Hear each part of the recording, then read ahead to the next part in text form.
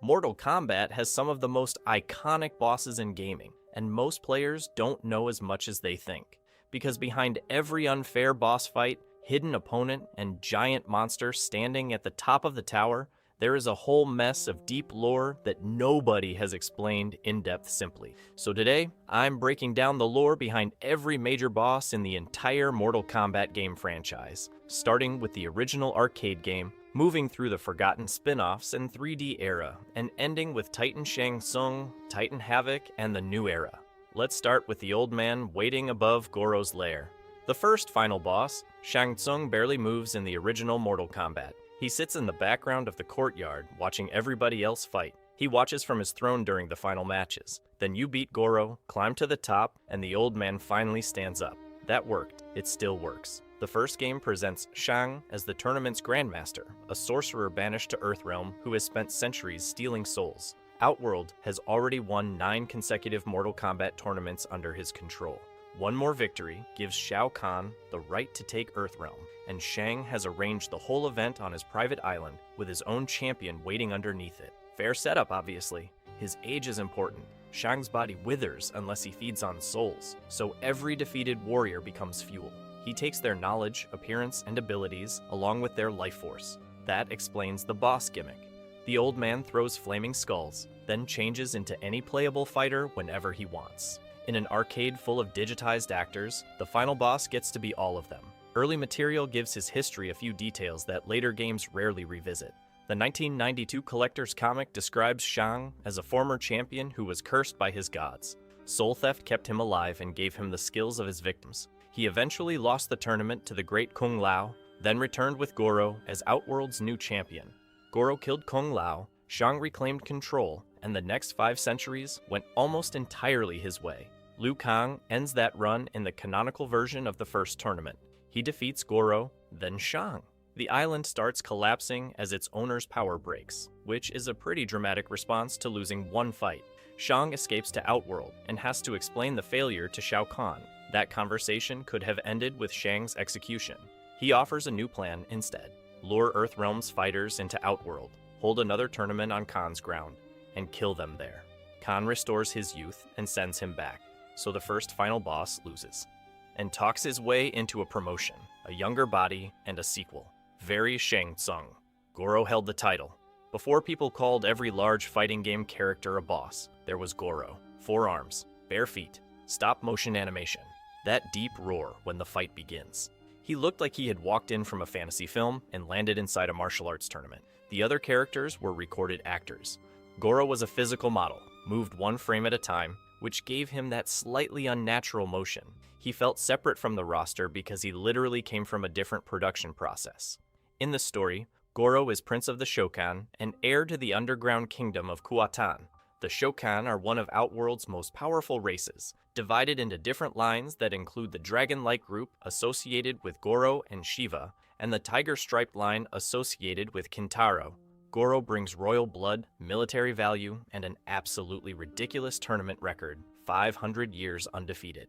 That number gets repeated so often that it starts sounding like background flavor. Think about how many human lifetimes it covers. Goro kills the great Kung Lao, holds the championship, and remains there while generations of challengers arrive. Earthrealm has to win eventually. Goro only has to keep doing what has already worked for centuries, and he is still the sub-boss. Mechanically, the original Goro ignores several rules the playable cast follows. He takes enormous damage to bring down, deals even more, and can grab the player with his lower arms while striking with the upper pair. There is no second human standing at the cabinet who can choose him and show you his move inputs. He belongs to the machine. The old continuity gets slippery about who defeated him. Liu Kang is the tournament winner, and the games generally credit him with breaking Outworld's streak. Some later versions and adaptations give Johnny Cage a major fight with Goro. Shaolin Monks has Cage involved before Liu Kang and Kung Lao take over. The 1995 film gives Cage the clean victory with the cliff and the sunglasses line. Great scene. Different continuity. Goro survives the game continuity and eventually becomes more than Khan's gatekeeper. In Mortal Kombat 4, he is trying to lead the Shokan through their war with the Centaurs. Kitana negotiates peace, Kung Lao confronts him over the great Kung Lao's death, and Goro returns as a boss in home versions of the game. Deadly Alliance pushes him toward an alliance with Edenia. Noob Saibot nearly kills him on the battlefield. Shao Kahn saves him, and Goro serves the Emperor again. Then other games kill him, revive him, or leave his outcome inside an arcade ending. Goro's status changes constantly. The 500-year reign remains the part nobody takes away. Every Shokan boss after him gets introduced in relation to Goro, his replacement, his rival, his father, his supposed killer, and the original cabinet makes you understand why before a biography says one word. Reptile waited below. Reptile was never the final boss. He may have changed fighting games more than several characters who were. In later revisions of the first Mortal Kombat, a strange green ninja sometimes appears and gives clues. You need to reach the pit while a silhouette crosses the moon, win 2 rounds with flawless victories, avoid blocking, and finish the match with a fatality. Then the screen drops you into the bottom of the pit for a fight against Reptile. That is absurdly specific. Arcade rumors loved it. Reptile combines Scorpion and Sub-Zero's abilities, moves faster than the normal cast, and gives you a huge score bonus if you somehow win. He has no proper story inside that first fight. The mystery is the feature. Players heard about a green ninja at another arcade, tried impossible button combinations, and occasionally found out the rumor was real. Later, lore turns him into Syzoth, a Zateran survivor serving Shang Tsung. His people came from Zatera, a realm conquered and merged into Outworld. Most of his species are gone. Shang and Shao Kahn keep him loyal with the possibility that they can restore them. That puts an ugly little edge on his job during the tournament. Reptile is the hidden bodyguard protecting Shang Tsung and the island. He helps an empire that erased his home because the Emperor controls whatever chance his species has left. The first secret boss also establishes one of Mortal Kombat's favorite habits. A rumor becomes a character, a palette swap gets a name, then the name receives a homeland, a tragedy, a real face, several redesigns, and 20 years of increasingly bad employers. All of that begins under the pit, where almost nobody could find him. Kintaro took his place. Mortal Kombat Descent needed another 4-armed wall before Shao Kahn. Goro had disappeared after the first tournament, so Outworld sent Kintaro. And Kintaro is clearly Shokan, although his tiger stripes, feline face, and heavier build mark him as a different breed. Older bios describe his line as less aristocratic and more savage than Goro's. He rises through combat, gains the attention of Shao Kahn, and becomes a high-ranking warrior in Outworld's forces. Goro's father, King Gorbek, selects him to avenge the prince's defeat. The game does not give him much ceremony. You survive the roster, reach Khan's arena, and Kintaro drops down in front of you. He leaps hard enough to leave the screen. He spits fire. His grab animation looks like he is rearranging your ribcage. His position in the lore has always felt a bit strange, honestly. Goro is a prince with a family, a kingdom, and several later political stories. Shiva becomes a Shokan queen and gets a proper point of view. Kintaro is usually brought out whenever a story needs the mean tiger Shokan. The 2011 timeline gives him more action. He fights during the Outworld tournament, joins the invasion, burns Cabal badly enough that Kano has to recover him, and later attacks Cyber Sub-Zero alongside Goro. Stryker even defeats him in story mode, which still makes people argue because power scaling discussions are a disease, and Mortal Kombat fans have it bad. The Mortal Kombat X comics give Kintaro a gruesome exit. During Havoc's Blood Code Chaos, a possessed Sonya tears his head off. It is a comic continuity death attached to the reboot timeline, and the games never stop to mourn him. That may be the most Kintaro thing possible. He replaces Goro, causes a huge amount of damage, dies violently, and the Royal Shokan story carries on around everybody else. Still, when that MKII ladder reaches his portrait, you know exactly how close you are to getting robbed by Shao Kahn. Shao Kahn steps down. You see Shao Kahn before you fight him. He sits on the throne in Khan's arena while earlier matches happen. He watches Kitana, Melina, Baraka, Shang Tsung, and the rest of his people fail. He watches Kintaro lose. Then the Emperor gets up and handles it himself. That entrance tells you everything about his rule. Shao Kahn is the Emperor of Outworld, a conqueror who expands his realm by merging defeated worlds into it. He has armies, sorcerers, assassins, Shokan nobles, and Tarkatan hordes under his control. He still wants to be the last fighter on the ladder. He is a ruler who needs everybody to know he can personally cave their chest in with a hammer. Before his reign, Outworld belonged to Onaga, the Dragon King. Shao served as an advisor and poisoned him.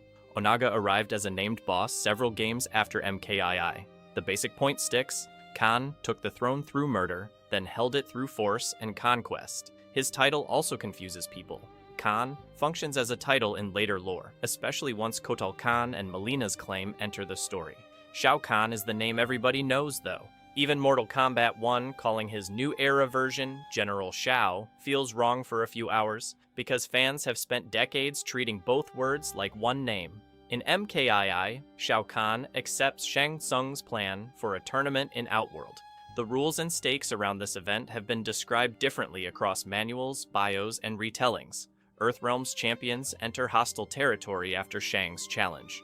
Khan wants them eliminated, and Liu Kang eventually defeats him. The boss fight makes Khan famous for all the right and wrong reasons. He shoulder charges across the screen, he throws energy spears, he can stun you, hammer you, and laugh while you are trying to stand.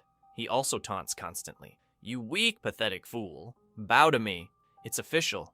You suck," came later, and yes, everybody remembers it. Those taunts create openings. Sometimes, they also make the loss personal.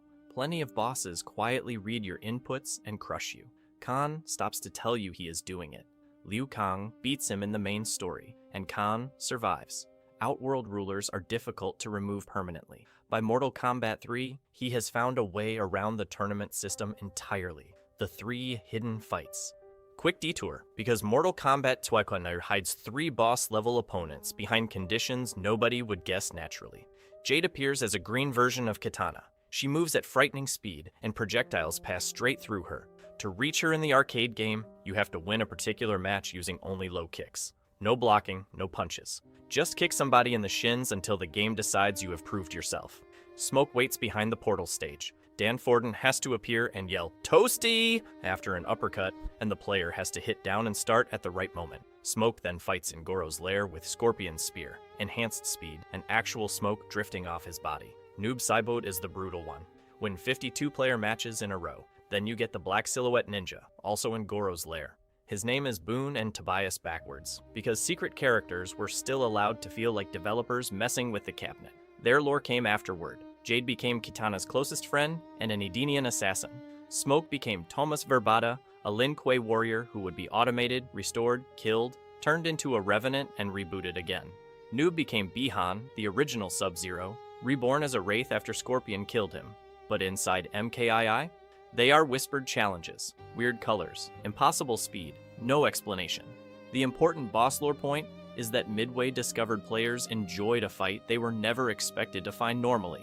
Reptile started it.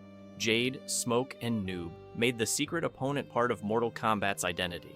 Some fans spent years trying to unlock characters who were never unlockable. Ermac, Hornbuckle, Red Robin, Nimbus Terrafo if somebody had a particularly dishonest friend. Mortal Kombat trained its own audience to believe every rumor, because a few of the ridiculous ones were true. Motaro led the hunt. The Shokan and Centaurs hate each other. Shao Kahn benefits from that rivalry, of course. Both races compete for status inside his empire, and when the Shokan fail him, Kahn turns to Motaro and the Centaurians. Motaro enters Mortal Kombat 3 as the new sub-boss. 4-legged, enormous, and built from another stop-motion model. His body reflects projectiles, his tail fires energy, and he can teleport behind the player. Anybody who reaches him with a projectile-heavy character learns the lesson immediately. That fireball is coming back. His job during the invasion is bigger than standing below the final floor. Shao Kahn forms extermination squads to hunt the Earthrealm warriors whose souls escaped the initial takeover. Motaro commands those squads. He finds Kano after Sonya throws him from a skyscraper and brings him back to Khan, which may be the single worst rescue in Kano's life.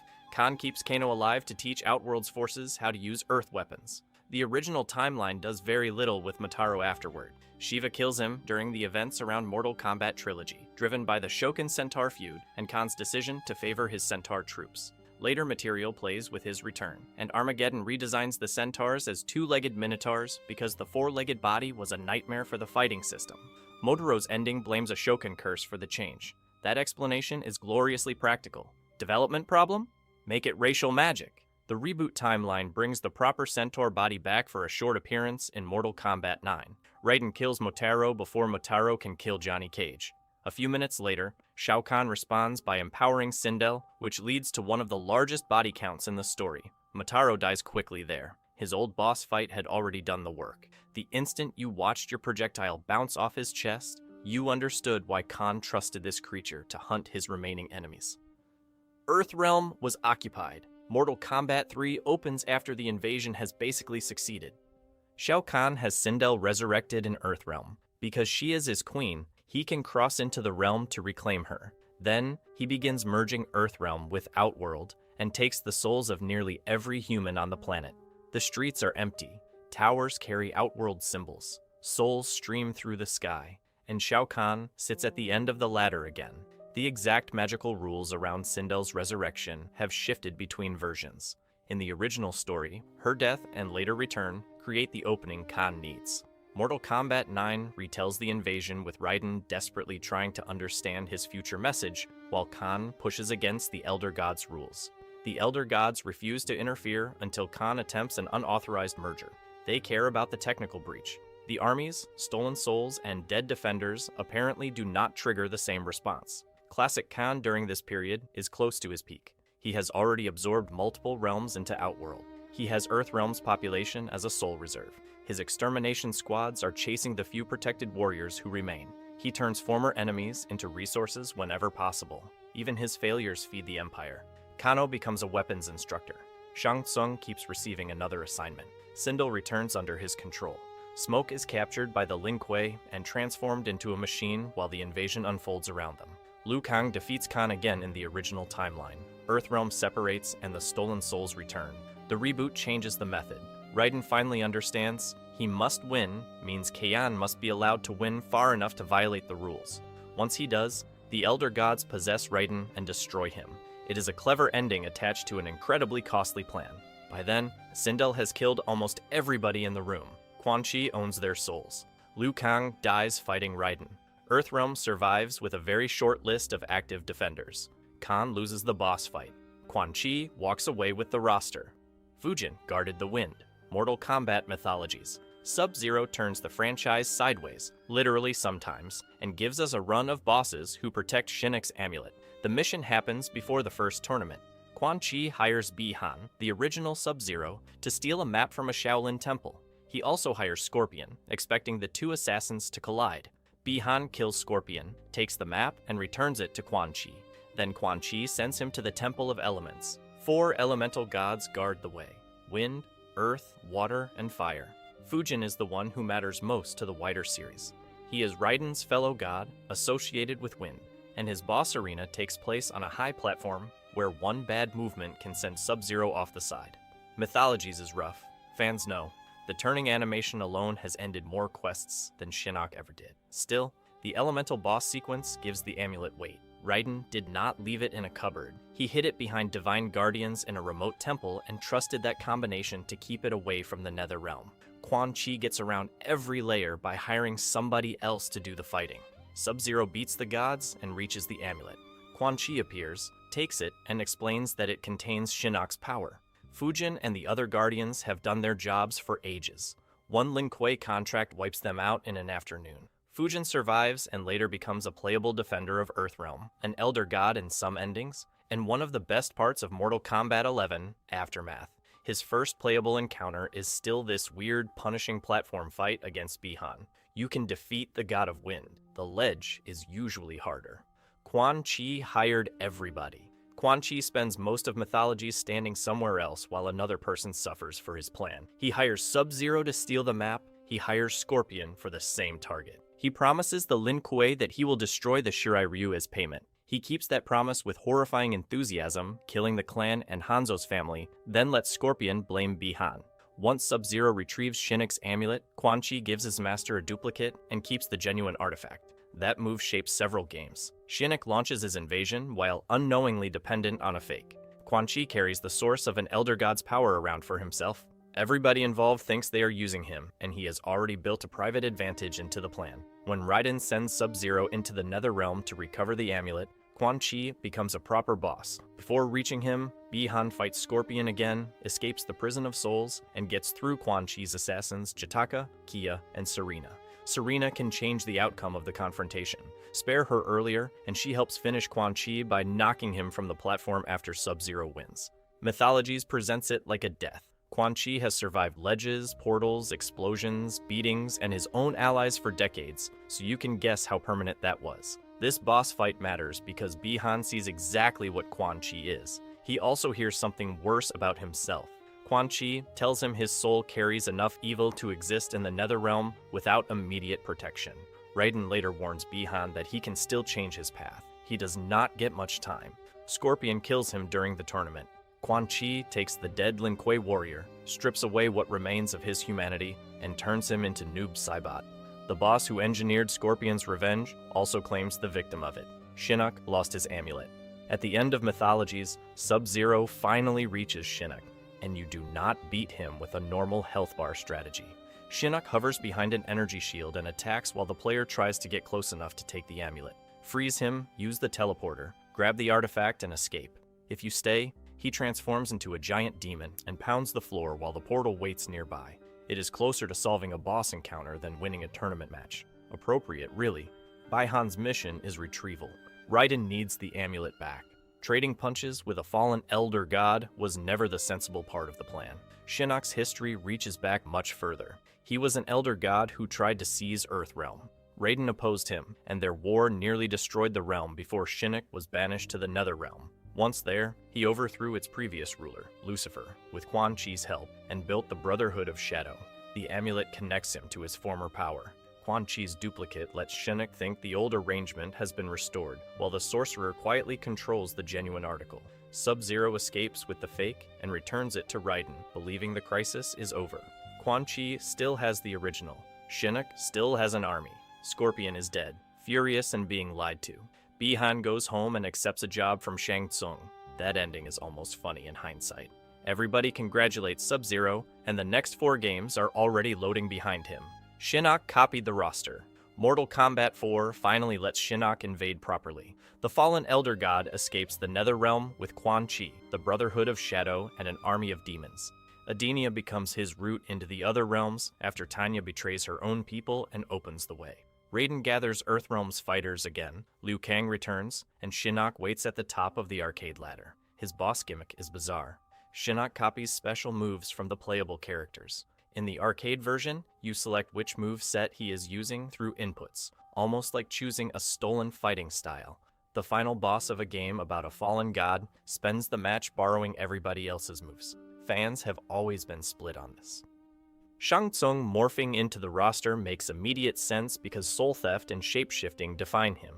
Shinnok looks like a pale man in a silly hat doing impersonations. His automatic projectile reflection is nasty, and he has some strong attacks. Yet he lacks the enormous physical presence of Goro, Kintaro, Motaro, or Khan. The lore gives him scale, the fight does not. That mismatch followed Shinnok for years. Mythologies showed a giant demon form, then MK4 ended on the regular character model. Several character endings have him exposed, betrayed, or destroyed. Liu Kang's ending has the hero defeat him and return to Kitana. Reiko's ending sends him through a portal to sit on Khan's throne, launching years of speculation that Reiko secretly was Shao Kahn. Quan Chi's ending has the servant use the real amulet against his master. Arcade endings are possibilities, so each one cannot happen together. The broad story result is clear enough. Shinnok's invasion fails. Raiden's champions survive. Edenia is freed again, and Quan Chi loses his open route out of the Netherrealm. Shinnok goes from ancient threat to defeated boss in one game. I think that is why Mortal Kombat X spends so much effort rebuilding him. Fans needed to see the god-level version everybody had described. The first attempt gave us a character who could borrow Yarik's ground pound. Quan Chi stood before him. Boss order in Mortal Kombat 4 depends on the version. Arcade players fight Quan Chi as the sub-boss before Shinnok. Most home versions use Goro as the sub-boss and place Quan Chi elsewhere on the ladder. Game Boy Color has its own compromises because it is trying to squeeze MK4 onto a Game Boy Color, which feels like a boss battle for the developers. Quan Chi's placement works narratively. He freed Shinnok, organized the invasion, and controls the real amulet. Shinnok has the title. Quan Chi has leverage. He also brings the funniest fatality disaster in the series. His MK4 neck stretch pulls the opponent's head upward until the neck becomes several feet long. They remain standing there. The pose looks less like a death and more like the world's most aggressive chiropractic mistake. Sorry, it has to be mentioned. Within the actual story, Quan Chi is far more dangerous than his presentation suggests. Scorpion discovers that the sorcerer murdered his family and clan. Quan Chi admits it after Scorpion beats Sub-Zero, then tries to banish the Spectre. Scorpion grabs him at the last second and drags both of them into the Netherrealm. Quan Chi has lost Shinnok's invasion and gained an immortal enemy who becomes stronger in the realm where they are trapped. That sounds like the end of him. It becomes the setup for Deadly Alliance. Goro returned home. Goro comes back as a sub-boss in the home releases of Mortal Kombat 4, and this time he has been doing actual politics. After Shao Kahn's defeat, the Shokan and Centaurs continue their war. Goro takes an active role as prince. Kitana negotiates a truce between the Shokan and Edenia, giving both peoples a chance to stop fighting on the old emperor's behalf. Then Kung Lao arrives. His grudge is personal. Goro killed his ancestor, the great Kung Lao, 500 years earlier. Kung Lao attacks him during the peace gathering. In Goro's ending, the prince stops the fight and explains that he respected the great Kung Lao. Kung Lao eventually accepts the gesture, and the two settle the feud. It is one of Goro's better scenes because he finally acts like a ruler and leaves the four-armed door roll behind. The series rarely lets bosses age into a different role. Goro has enough history to do it. Then continuity pulls him back. During Deadly Alliance, Goro joins Kitana's forces against the remaining armies of Shao Kahn. Noob Saibot attacks him after a long battle and leaves him dying. Kahn, who survived the Deadly Alliance by using a decoy, finds Goro and heals him. Goro returns to Kahn's service, and a disfigured Shokan corpse wearing his royal medallion convinces everyone else that he died. There is a whole tragedy inside that decision. Goro had a route away from the Emperor. He had made peace with Kung Lao, allied with Edenia, and fought for Kitana. Kahn saves his life at the exact moment when loyalty can be demanded in return. Later timelines reshape the details, and Mortal Kombat X makes Goro a pre-order character whose story mostly lives in the comics. Still, his MK4 boss return is the point where the monster under Shang Tsung's island becomes a political character. You fight him in Goro's lair again, naturally. Mortal Kombat knows when to reuse a room. The Black Dragon bosses. Mortal Kombat Special Forces has 5 bosses, 1 playable character, and a development history almost rougher than the game. Jax hunts Kano and a group of escaped Black Dragon members after they break out of a Special Forces facility. Each stage ends with another criminal. No Face is first. He carries explosives, uses a flamethrower, and has a pale face missing several normal features. The franchise gives him exactly 1 game and very little chance to become more than the guy called No Face. Tasia is a swordswoman who can teleport. Years later, she returns in the Mortal Kombat X comic, which is still more attention than No Face received. Jarek had already appeared in Mortal Kombat 4 as the last known Black Dragon member, according to that game's biography. Special Forces, set earlier, puts him back under Kano and has Jax fight him on a rooftop. Jarek survives, despite Jax thinking the fall killed him. Falling from heights is basically a Black Dragon travel method. Tremor guards the portal leading to Outworld. He is a brown-clad ninja with earth powers because the palette swap era had room for 1 more color. Fans kept asking for him after this. He returned in the Vita version of Mortal Kombat 9, appeared in the comics, and finally became fully playable in Mortal Kombat X. So yes, a boss from one of the least loved games in the franchise survived through sheer fan persistence. There is no grand supernatural structure to these fights. Jax follows a radio contact, raids warehouses, sewers, and offices, then punches whoever Kano left behind. That directness is almost refreshing after Elder Gods and Realm Mergers. And then Kano finds a magical artifact in Outworld, because Mortal Kombat can only stay grounded for about 6 minutes. Kano took the eye. The Eye of Chitian is the prize at the end of Special Forces. Kano reaches Outworld and obtains it. Jax follows, beats him, then uses the eye to open a portal back to Earthrealm. The artifact's demonstrated power is inter-realm travel, though Kano clearly expects far more from it. The final fight is classic Kano. 1 mercenary, 1 stolen object, and a trail of dead people who believed they were partners. Kano has served as a boss surprisingly few times considering how often he plays a villain. Usually he is the person below the main threat. Shang uses him, Shao Kahn uses him, Kotal captures him, Kronika recruits him. The Black Dragon follows him until its members realize that Kano's survival rate is much better than theirs. Special Forces gives him the top position because Jax's story needs a human target. Kano slaughtered his unit, escaped custody, and built the Black Dragon back up. Jax does not need a prophecy to pursue him. The ending has Jax drag Kano home in restraints. Kano later escapes, obviously. Capturing him has never been the hard part. There is a nice bit of franchise archaeology here too. Special Forces released in 2000, during the gap between Mortal Kombat 4 and Deadly Alliance. Several planned characters and systems were cut after major staff changes. The finished game feels stripped down. Kano, one of the original 7 playable fighters, ends up as the boss of the strange transitional game people forget exists. Then Deadly Alliance opens by letting him survive another execution in Outworld. Of course it does. The Alliance actually won. Deadly Alliance begins with the villains winning. Quan Chi escapes Scorpion in the Netherrealm and finds ancient writing that reveals Onaga's undefeatable army. The soldiers are preserved, waiting for souls to animate them. Quan Chi needs a second sorcerer to help transfer enough souls into those bodies. He approaches Shang Tsung. The deal is simple. Quan Chi provides access to the army and the means to preserve Shang's life without constant soul consumption. Shang helps power the soldiers. Together, they remove everybody who can stop them. First, Shao Kahn. They swear loyalty, attack, and apparently kill him. Deception later reveals that Kahn used a magical duplicate, so the real Emperor survives. At the time, the opening wants us to believe the old boss has been eliminated in seconds. Then, Liu Kang. Shang approaches him in disguise. Liu fights back and gains the advantage until Quan Chi attacks from behind. Shang takes the opening and snaps Liu Kang's neck, then absorbs his soul. It is still one of the strongest openings in the series. No tournament, no long warning from Raiden. The hero of 4 main games dies on the floor while the 2 sorcerers walk away. Raiden gives up his Elder God status so he can intervene directly.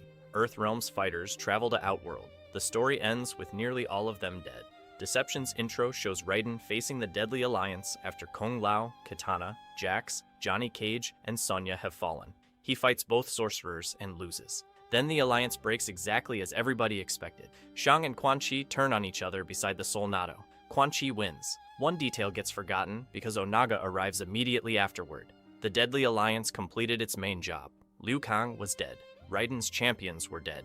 Khan had been removed from the throne, even if the body was a decoy. The army was available. Their partnership failed after they cleared the board. They may be the most successful boss pairing Mortal Kombat ever had. They just picked the worst possible room for their victory lap. Moloch guarded the door. Moloch is an Oni with 3 eyes, a chain, and a huge iron ball. That is about as elegant as he needs to be. Deadly Alliance uses him as the sub-boss before the player faces Shang Tsung and Quan Chi. He has the traditional boss advantages: enormous reach, armor-like resistance, and attacks that can erase a health bar before you work out where his body ends. His connection to Quan Chi comes from the Netherrealm. Moloch and Draman pursue the sorcerer after he escapes them, and Scorpion gets tangled in the chase. According to Scorpion's Deadly Alliance story, the Oni defeat him and throw him into the Solnado. That vortex tears Scorpion apart, which leads the Elder Gods to restore him later as their champion.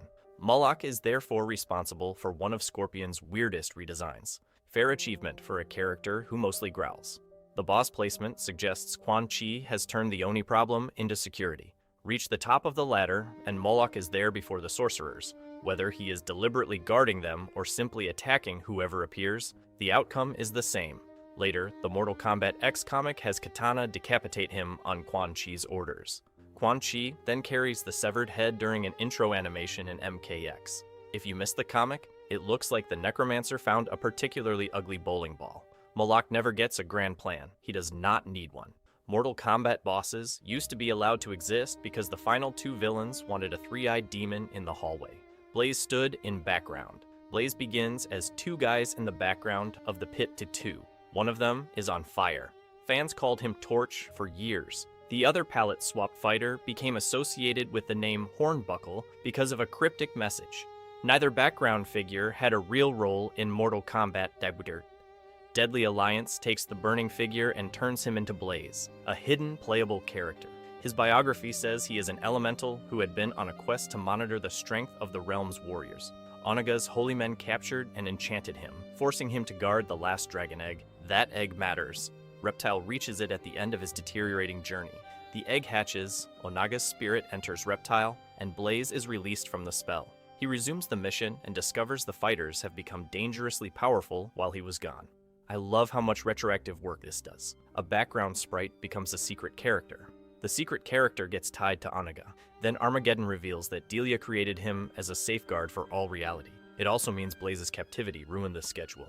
He was supposed to monitor the combatants and wake Taven and Dagon when the danger reached a critical point.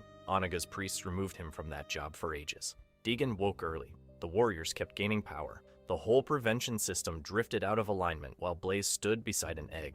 Sometimes Mortal Kombat lore is a huge prophecy. Sometimes the prophecy fails because the fireman got reassigned. Noob brought Smoke. Deception replaces the giant sub-boss with a tag team. Noob Smoke.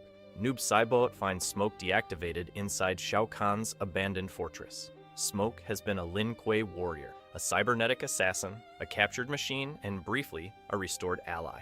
Noob repairs and reprograms him as a servant. The pairing is loaded with Lin Kuei history. Noob is Bi-Han, the original Sub-Zero. Smoke was a friend of Bi-Han's younger brother, Kuai Liang. Both have lost their human lives and identities through different forms of corruption. One becomes a wraith, one becomes a machine. Deception puts them together as a boss and lets the player switch between them mid-fight. Noob's plan is extremely specific.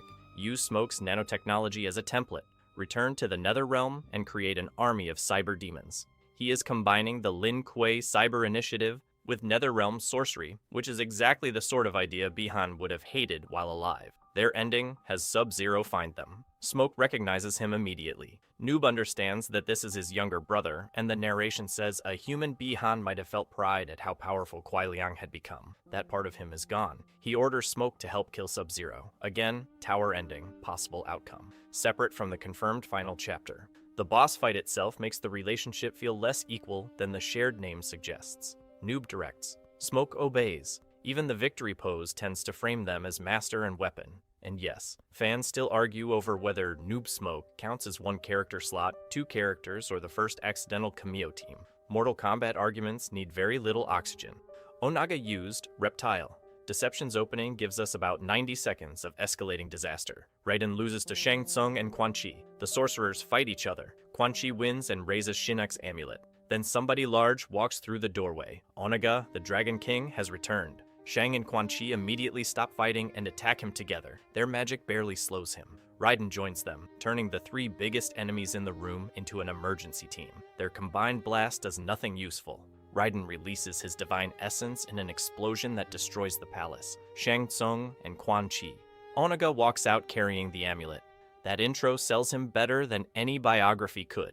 These are bosses we already fear. He treats their strongest attack like bad weather. His body belongs to Reptile. Onaga's spirit waited inside the dragon egg, and when it hatched, Reptile became the vessel for his return. The transformation is complete enough that the Saurian host barely enters the conversation once deception begins. Onaga ruled Outworld before Shao Kahn. His army was said to be undefeatable because the soldiers could be restored after death. Shao, serving as his advisor, chose poison over a direct challenge. That decision tells us how even Kahn judged the matchup. After resurrecting, Onaga takes the throne, commands the revived army, and gathers the Kamidogu that Shujinko spent decades collecting for him. He also claims Shinnok's amulet from the ruins. Then he stands at the end of one of the roughest boss fights in the series. He is huge, heavily resistant to damage, and powered by the Kamidogu displayed around the arena. You can smash those relics during the match to weaken and stun him. Without that, he absorbs punishment like he did in the opening. I still remember hitting him with a full weapon combo and watching the health bar move by approximately 1 polite millimeter. That felt accurate. Shujinko opened the door.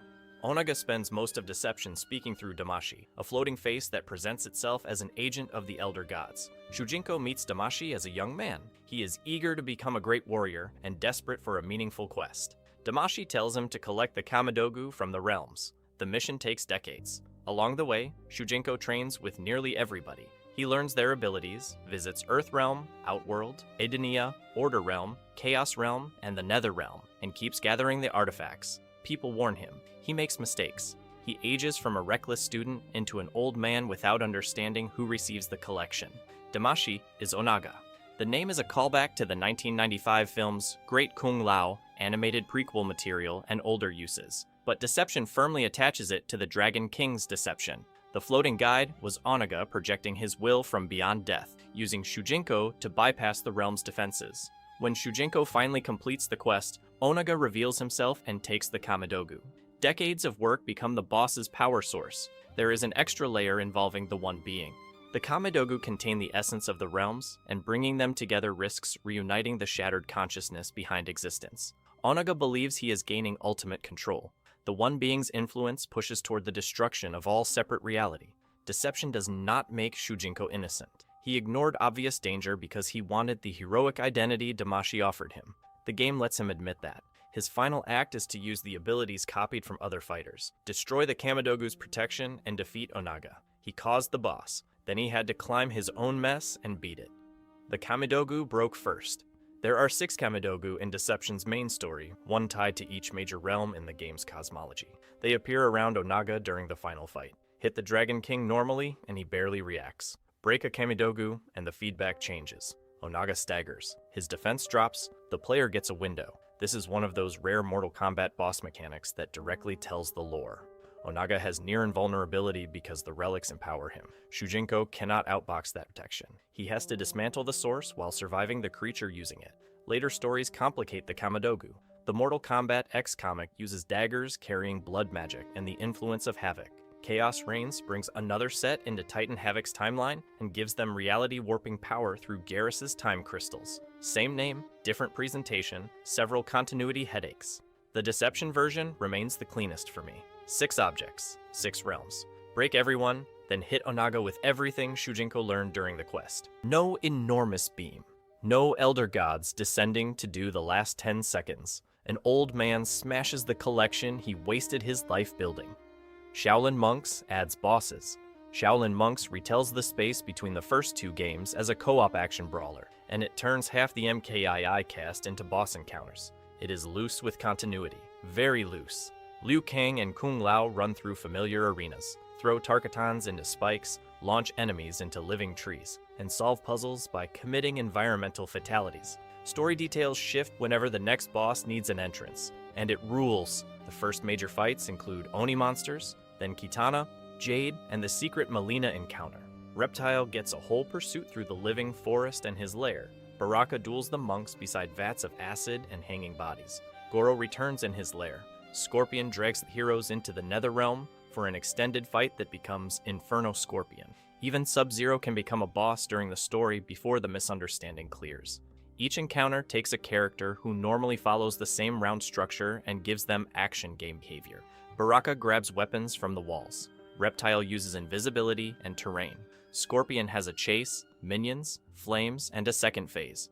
Goro can throw the players around his arena while 2 people desperately try to stay on opposite sides of him. The game also hides Ermac, Kano, and Melina as optional bosses. Finding Ermac requires interacting with a statue at the Warrior Shrine. Kano waits in a secret area near the end, where Jax joins the fight. Melina is tucked away in the living forest. This version of the story ends with a 3-boss run. Shang Tsung, Kentaro, then Shao Kahn. No healing room holiday, just go. For boss lore, Shaolin Monks works like a playable greatest hits album. Accuracy takes a few kicks to the head. Presentation wins. Scorpion became Inferno. The Scorpion fight deserves its own minute.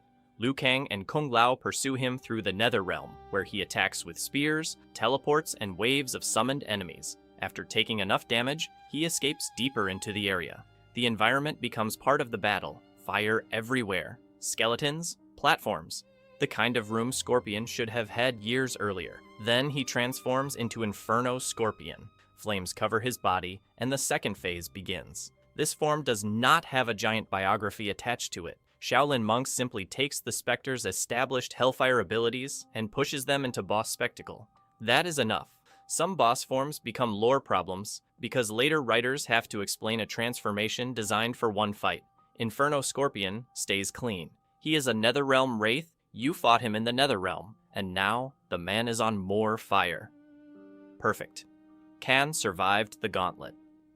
At the end of Shaolin Monks, Shang Tsung tries every trick he has. He fights the heroes directly, morphs between warriors, and eventually falls. Kentaro enters next. Beat him, and Shao Kahn takes over. Khan's fight has multiple parts and plenty of arena control. His hammer becomes a major problem. His health pool feels endless. In co-op, one player can spend a lot of time reviving the other, while Khan charges across the arena like he has somewhere urgent to be. The final cutscene has Raiden turn Khan to stone. Liu Kang and Kung Lao launch a combined flying kick and shatter him. Quan Chi takes the amulet from the remains. Again, Shaolin Monks sits in its own retelling space. The main continuity has Liu Kang win the Outworld tournament, and Khan return for the invasion. The action game wants a larger finishing image, so the Emperor explodes into rock while Quan Chi quietly collects the sequel hook. The important part is how the gauntlet defines Outworld's hierarchy. Shang is the schemer. Kintaro is the last physical barrier. Khan has both sorcery and brute force, plus enough boss health to make you question whether dinner is happening. Also, if you beat this fight alone with Kung Lao, the game still treats Liu Kang as the central chosen hero in several scenes. Co-op storytelling in 2005 had limits. We forgave it, mostly. Blaze started Armageddon by Mortal Kombat. Armageddon, every warrior has become too powerful. That is the premise. Years of resurrection, sorcery, training, stolen souls, and realm-wide wars have filled reality with combatants whose combined strength threatens to tear everything apart. Delia, an Edenian seer, predicts a final battle in a crater. Her husband Argus, protector of Edenia, prepares a solution. Their sons, Taven and Dagon, will be placed in suspended animation. Dragons will wake them when the crisis approaches. They will compete through a quest and eventually face Blaze, the elemental Delia created. The victor's armor will direct Blaze's power into the assembled fighters. Argus prefers an outcome that destroys them. Delia prefers stripping away their special powers. Either way, Blaze is the trigger. Then the plan starts going wrong centuries early. Dagon's dragon, Kero, wakes him before the proper time. Dagon kills his parents, forms the Red Dragon, and begins chasing the quest. Blaze is captured and enchanted by Onaga's holy men. Taven sleeps while his brother builds an organization around winning a contest that has barely begun. By the time Taven wakes, the instructions are scattered, the family is destroyed, and the combatants are already gathering. Armageddon's opening shows the final battle at the Pyramid of Argus. Everybody charges. Alliances last seconds. Bodies fall down the steps. The camera tracks upward until Blaze waits at the top. That image is the whole game. Every playable fighter in series history, with a few technical exceptions, wants the power of one final boss. In Conquest, Taven defeats Dagon and reaches Blaze. The Elemental explains the stakes, summons the pyramid, and accepts the final battle. Taven wins. The plan still fails. Blaze's corruption alters the transfer of power. The energy makes the warriors stronger. Taven becomes a full god, looks at the disaster, and vows to find another solution. Then, Mortal Kombat 9 rewrites the canonical winner of the pyramid. Shao Kahn defeats Blaze, takes the godlike power, and kills nearly everybody. Raiden sends his message back through time, so Blaze has two major outcomes attached to him. Taven wins, and the safeguard malfunctions. Khan wins, and Armageddon reaches its last two survivors. Neither version resembles a successful safety system. The quest was already broken. I want to stay with the Armageddon plan for a minute, because it becomes stranger the closer you look. Argus and Delia know a battle is coming. They have divine power, prophetic knowledge, two sons, two dragons, hidden temples, magical armor, and an elemental capable of carrying enough energy to change every fighter at once. Their solution is a sibling race with incomplete instructions. Taven wakes with no idea how much time has passed. Orin gives him the first pieces. Taven travels from temple to temple, repeatedly discovering that Dagon got there earlier, stole something, or murdered somebody. His parents left recorded messages and made the explanation part of their character test. That test may have made sense when both brothers were supposed to begin together. Dagon's early awakening turns it into a centuries-long head start. Blaze knows the quest is corrupted. He intervenes late, after Taven has crossed realms and fought half the roster. He teleports the brothers to the crater and reveals that they have been fighting in the wrong place. Taven kills Dagon, then has to continue toward a final boss he barely wants to face. And the armor determines the result. Victory over Blaze only starts the transfer. The power must pass through the Edenian artifact that carries the chosen outcome. Every arcade ending ignores or bends that restriction because every character needs a reward for beating the tower. Sub-Zero becomes an ice god. Johnny Cage gains divine insight. Kano transforms into a black dragon in the most literal way possible. Mocap becomes a constellation. There are over 60 variations, ranging from genuinely interesting to somebody clearly writing at 4 in the morning. Those are character endings. Taven's Conquest outcome and MK9's revised Armageddon opening carry the main story forward. Blaze remains a boss designed as a test inside a family disagreement. Could Argus have written, "Please touch the fireman while wearing this armor" on the armor? Maybe. Would have saved Taven a week.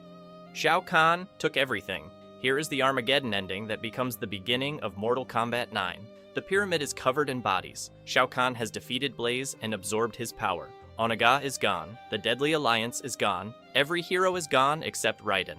Khan beats him with almost no effort. Raiden's amulet is cracked, echoing the damage to the timeline. With seconds left, he gathers what power he has and sends visions to his earlier self with 3 words. He must win!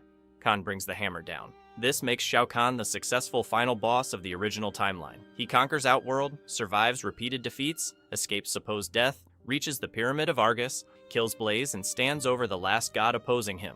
Fans sometimes remember Armageddon as though its story ended cleanly with Taven. For several years, that was the ending Conquest gave us. MK9 deliberately replaces it with the worst possible outcome so the reboot has a reason to exist. The message travels back to Raiden during the first tournament. He sees fragments without context. Every attempt to change one event shifts the next. Scorpion kills Bihan anyway. Kung Lao takes a larger role in the Outworld tournament and dies. Cyber Sub-Zero replaces Cyber Smoke. Sindel massacres the defenders. Raiden kills Liu Kang by accident. The boss caused a timeline reset without touching the hourglass. All he had to do was win. Dark Kirk-Ki, and just happened. Alright. Dark Khan, Mortal Kombat vs. DC Universe opens with Raiden blasting Shao Kahn through a portal. In the DC Universe, Superman hits Darkseid with heat vision as Darkseid enters a boom tube. The 2 portal events occur together, combining the villains into one enormous red creature. Shao Kahn plus Darkseid equals Dark Khan. That is the name. We lived through 2008, we accepted it. His existence pulls the 2 universes together.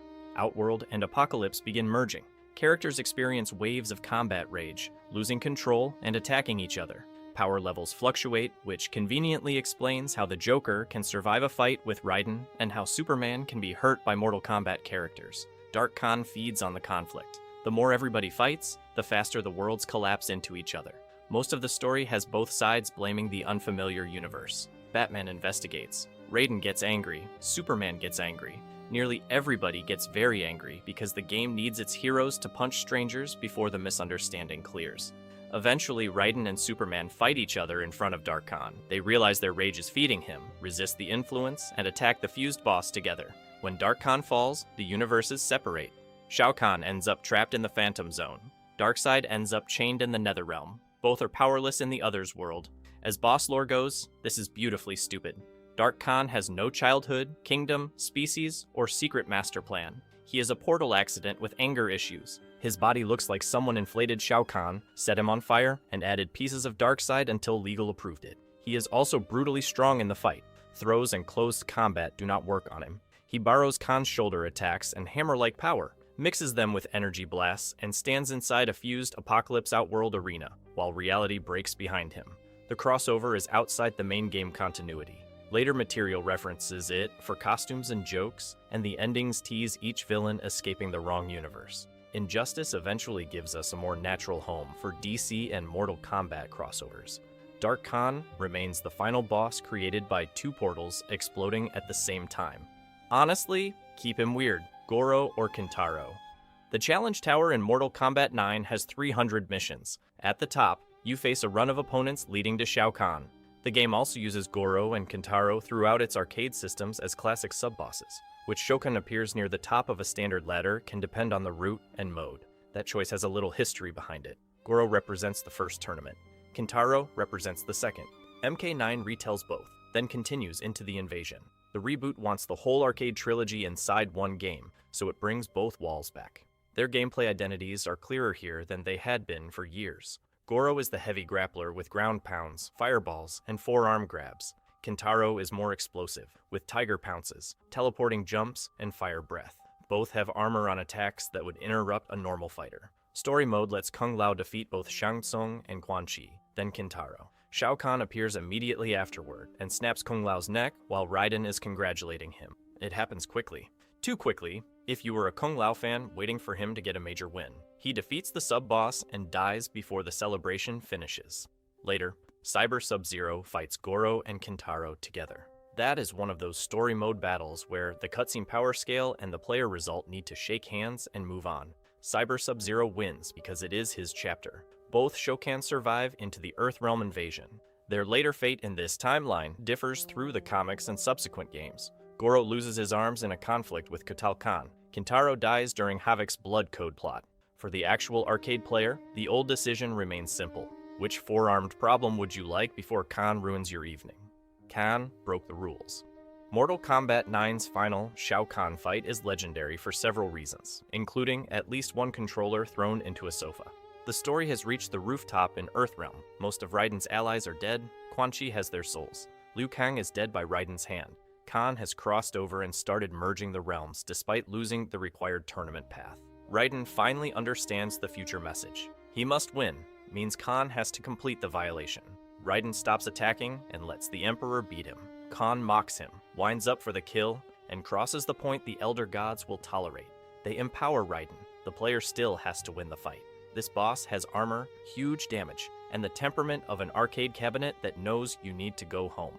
His shoulder charge can cross the arena. The hammer catches jumps and missed punishes. His spear controls distance. He taunts often enough to provide openings, then occasionally cancels your plan by doing something violent. The safest strategy for many players involved teleporting, baiting attacks, and repeating a small set of punishes. It rarely looked heroic. Raiden saved Earthrealm by making Shao Kahn chase him around a rooftop while throwing lightning from behind. Valid. A win is a win. After the fight, the Elder Gods tear Kahn apart through Raiden's body. His essence explodes. Earthrealm is saved. The victory still feels thin. Sonya and Johnny are among the only human heroes left standing.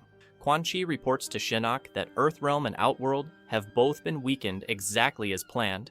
The Revenants give Netherrealm a ready-made army of fallen champions. Shao Kahn broke the rules and died. Shinnok gets the opening. Sindel cleared the room. Sindel is not the final boss of Mortal Kombat 9. For one chapter, she feels stronger than the one waiting at the end. Quan Chi restores her under Shao Kahn's control. When Kahn learns that Raiden's defenders are gathered, he transfers Shang Tsung's power into Sindel. She enters the room alone. Cyber Sub-Zero goes down. Jax goes down. Stryker, Cabal, Smoke, and Jade follow. Kitana tries to reach her mother and receives the same treatment. Nightwolf finally sacrifices himself, using a blast of spiritual power to destroy them both. The scene became infamous immediately. Several fighters attack one at a time. Nobody uses the numbers sensibly. The story needs most of Earthrealm's remaining heroes dead, so Quan Chi can build his Revenant army, and powered-up Sindel becomes the method. Within the scene, her strength comes from three sources: Edenian power, Quan Chi's resurrection magic, and the essence Shao Kahn takes from Shang Tsung. She is carrying centuries of stolen souls through him. That gives the massacre an explanation, although the choreography still makes the defenders look like they forgot group projects exist. The original timeline treats Sindel as a tragic queen corrupted into Khan's service. MK9 follows that version. Mortal Kombat 11. Aftermath later retcons the reboot-era Sindel into a willing partner who betrayed Jared and enjoyed Khan's rule. Fans fought over that change for years, for good reason. MK1 resets her again as a respected empress and loving mother. 3 timelines, 3 very different women. The MK9 boss-like version is the one who walks into a church and deletes the roster. Kotal blocked the heroes. Kotal Khan spends Mortal Kombat X as an ally, opponent, and ruler, trying to hold Outworld together. He overthrows Mileena after deciding her rule will destroy the realm. The civil war lasts for years. Earthrealm's special forces sometimes work with him, then end up fighting his soldiers when their priorities split. Kotal becomes a story boss several times because he controls access. Cassie's team needs something from Outworld. Kotal refuses. Fight. Devora betrays him. Mileena's rebels attack. Fight. Shinnok returns, and Kotal decides handing over Earthrealm's heroes may buy Outworld time. That last choice costs him most of the goodwill the story built. MK11 continues the humiliation. Shao Kahn returns from the past and challenges Kotal's authority. Kotal is injured, loses the throne, and later gets his back broken. Kitana defeats Shao and becomes Khan, while Kotal accepts that she can unite Outworld better than he can. Aftermath is harsher. Shao Kahn kills him in the rewritten events, presenting Kotal's severed head to Kitana. His arcade endings offer grander outcomes, including expanded Osh-Tech power and control of time. Main story Kotal rarely receives that kind of finish. He is strong enough to stop protagonists for a chapter and vulnerable enough to prove how dangerous the returning villain is. Also, he can turn into a panther and drink sunlight. Mortal Kombat rulers should be allowed hobbies. Shinnok waited 20 years. Mortal Kombat EX opens with Shinnok's invasion already happening. The fallen Elder God uses Quan Chi's revenants to attack Earthrealm after Shao Kahn's defeat. Johnny Cage, Sonya, and Kenshi fight through demons while Raiden and Fujin defend the Sky Temple. Shinnok reaches the Jinsei, Earthrealm's life force, and tries to corrupt it. Johnny stops him. The green energy that appears around Johnny, and later Cassie, comes from an ancient warrior lineage bred to oppose gods. Mortal Kombat 9 hinted at nothing this specific. MKX uses it to explain why an action star can punch a fallen elder god in the face and make the hit matter. Raiden traps Shinnok inside his own amulet. 25 years pass. That time jump is unusual for a boss. Shinnok loses in the opening, spends most of the game as a portable prison, then returns for the ending. Quan Chi preserves the revenants and works toward freeing him. D'Vorah steals the amulet from Mileena, Kotal Khan claims it, the special forces move it, and eventually the object returns to Quan Chi. Scorpion arrives to kill the sorcerer at exactly the wrong time. Hanzo wants revenge for his family and clan. He ignores the warning that Quan Chi is needed to restore the remaining revenants. D'Vorah appears with the amulet. Quan Chi completes the spell seconds before Hanzo decapitates him. Shinnok is free. Quan Chi dies knowing the plan worked. Hanzo finally takes his revenge and hands the final boss his second phase. That scene always hurts because everybody's motivation makes sense at close range. Hanzo has waited years. The special forces cannot promise Quan Chi will remain available. D'Vorah is serving Shinnok. Quan Chi sees the blade and keeps chanting. One head falls. One god stands up. The Jinsei changed him. Shinnok attacks the Sky Temple again and enters the Jinsei chamber. The Jinsei is Earthrealm's living essence, shown as a glowing flow of energy in the chamber beneath Raiden's temple. Raiden uses it for restoration and guidance. Corrupting it poisons the realm at its source. Shinnok steps into that energy and transforms. Corrupted Shinnok is the final boss form MK4 never gave him. His body grows, his skin darkens, horns rise from his head, and fire glows through his chest. He looks like a demonic elder god now. No borrowed Jarek moves. No little hat. The fight gives him unique attacks, increased damage and resistance. He launches hellish projectiles, creates ground eruptions, and uses the energy inside his body as a weapon. Beat regular Shinnok in an arcade tower, and corrupted Shinnok becomes the extra boss phase there too. Cassie Cage faces him in the story.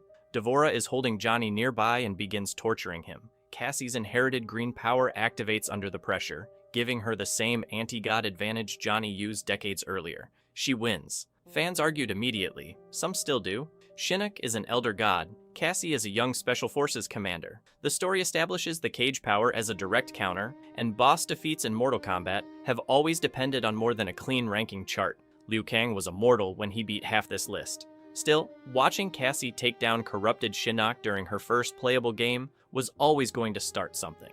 Raiden purifies the Jinsei after the fight. He absorbs its corruption and strips Shinnok of the power. That act changes Raiden, darkening his appearance and his approach to protecting Earthrealm. Later, Dark Raiden visits the Netherrealm with Shinnok's severed head. The head remains alive because Elder Gods are difficult to kill.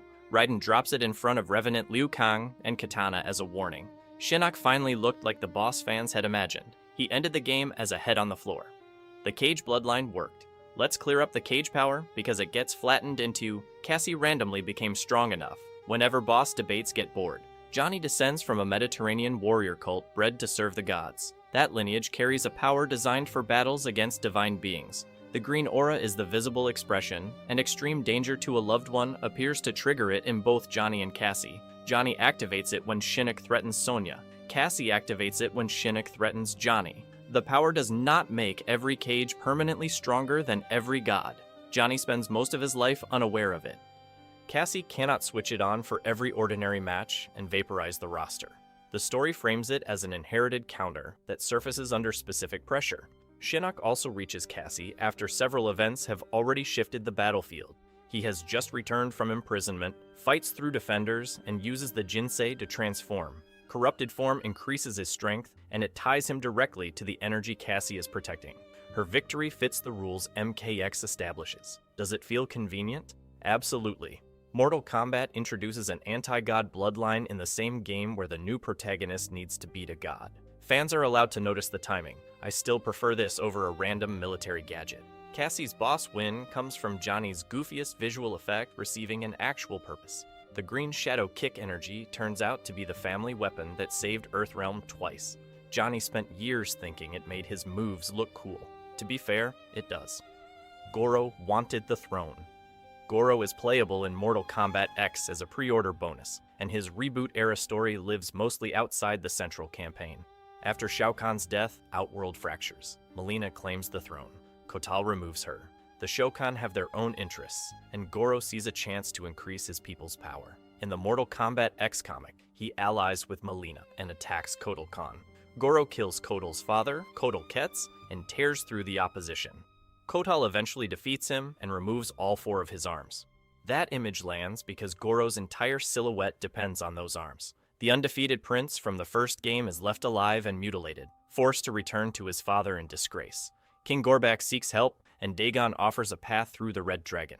The comic leaves Goro's restoration and future open enough for later games to use. His arcade ending takes a different path, as arcade endings do. Goro defeats Shinnok, wins respect, and moves toward ruling Outworld. Treat it as a character possibility. The story campaign does not place him in the final battle. MKX also makes Boss Goro available to regular players with adjusted properties. That transition always reveals something. The impossible sub-boss becomes a balanced roster character. His grabs need frame data, his armor needs limits. Other fighters can perform fatalities on him. The prince who once belonged exclusively to the arcade machine now has 3 variations and has to respect wake-up attacks. Progress can be cruel.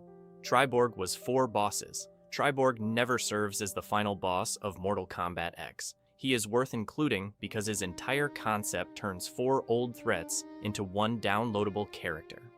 The Lin Kuei recover data from the Cyber Initiative. The information contains the combat programming and personalities associated with Sector, Cyrax, Smoke, and Cyber Sub-Zero.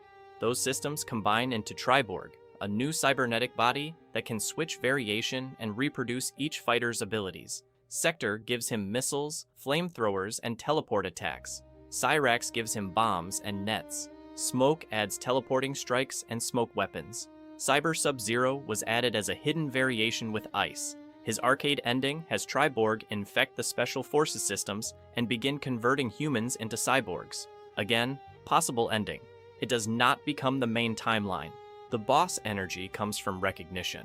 Each variation recalls a different enemy who once controlled a section of the story. Sector led the Cyber Lin Kuei. Cyrax hunted targets for the clan before breaking free. Smoke served Noob as half of Deception's sub-boss. Cyber Sub-Zero became a tragic weapon during MK9. Triborg packages those histories into a menu. And yes, technically he makes the 1 character or 4 argument even worse than Noob Smoke. We did this to ourselves. Kronika erased the board. Mortal Kombat 11 introduces a level of authority above the Elder Gods. Kronika is a titan and keeper of time. She controls the hourglass, shapes history, and has restarted the timeline repeatedly. Shinnok and Cetrion are her children, representing darkness and virtue in the balance she wants to maintain. Raiden's destruction of Shinnok disrupts that balance. Kronika decides to create another new era without Raiden. Her method pulls past fighters into the present. Young Liu Kang, Kung Lao, Kitana, Jade, Shao Kahn, Sindel's allies and others collide with older versions, revenants, and survivors. Kronika recruits people by promising each of them a corrected history. Shao Kahn can have his empire, Frost can lead, Jax can prevent his suffering, Noob can rule a clan. Everybody hears the version aimed at their wound. The promises cannot all fit inside one timeline. Kronika never seems bothered by that. She needs the Crown of Souls to operate the hourglass at full power. Shang Tsung designed that crown for her, which becomes extremely important in Aftermath. She gathers souls, builds an army, and retreats to the keep at the edge of time. By the final chapter, Kronika rewinds events around the attacking heroes. Fire God Liu Kang remains resistant because Raiden has merged his power and essence with Liu. He defeats Cetrion, reaches the hourglass, and faces Kronika as she pulls time back toward the dawn of existence. If Liu loses, she cuts his head off and begins the new era. The game tells you to try again. If he wins, she is destroyed, and Liu becomes Keeper of Time.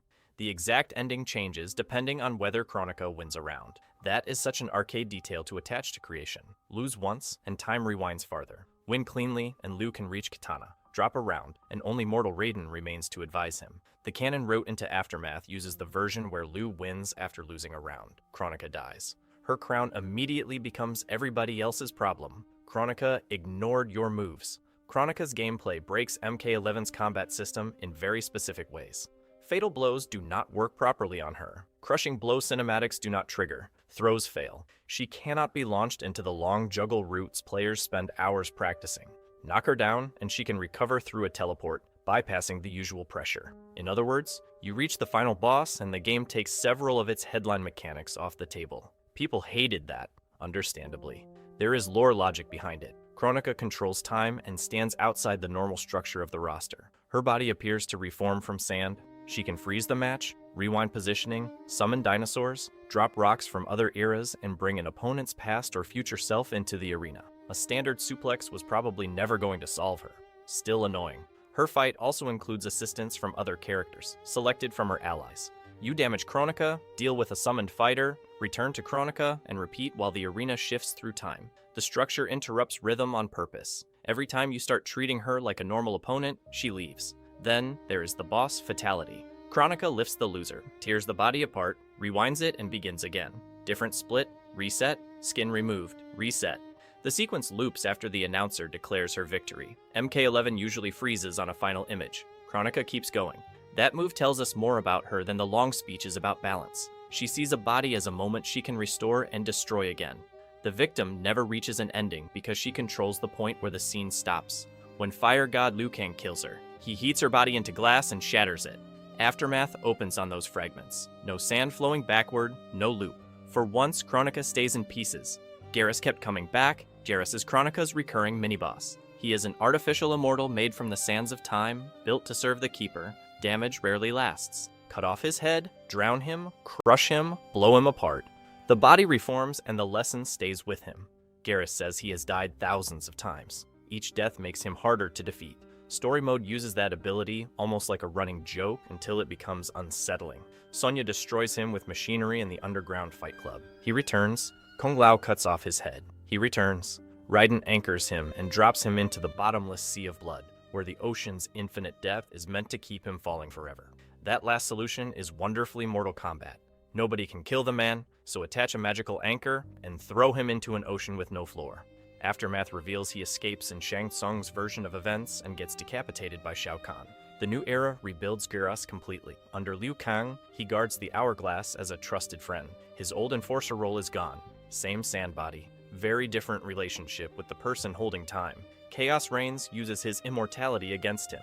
Titan Havoc abducts Garrus because his time crystals contain an imprint of previous timelines. Havoc wants to extract that material and fuse it with the Kamidogu.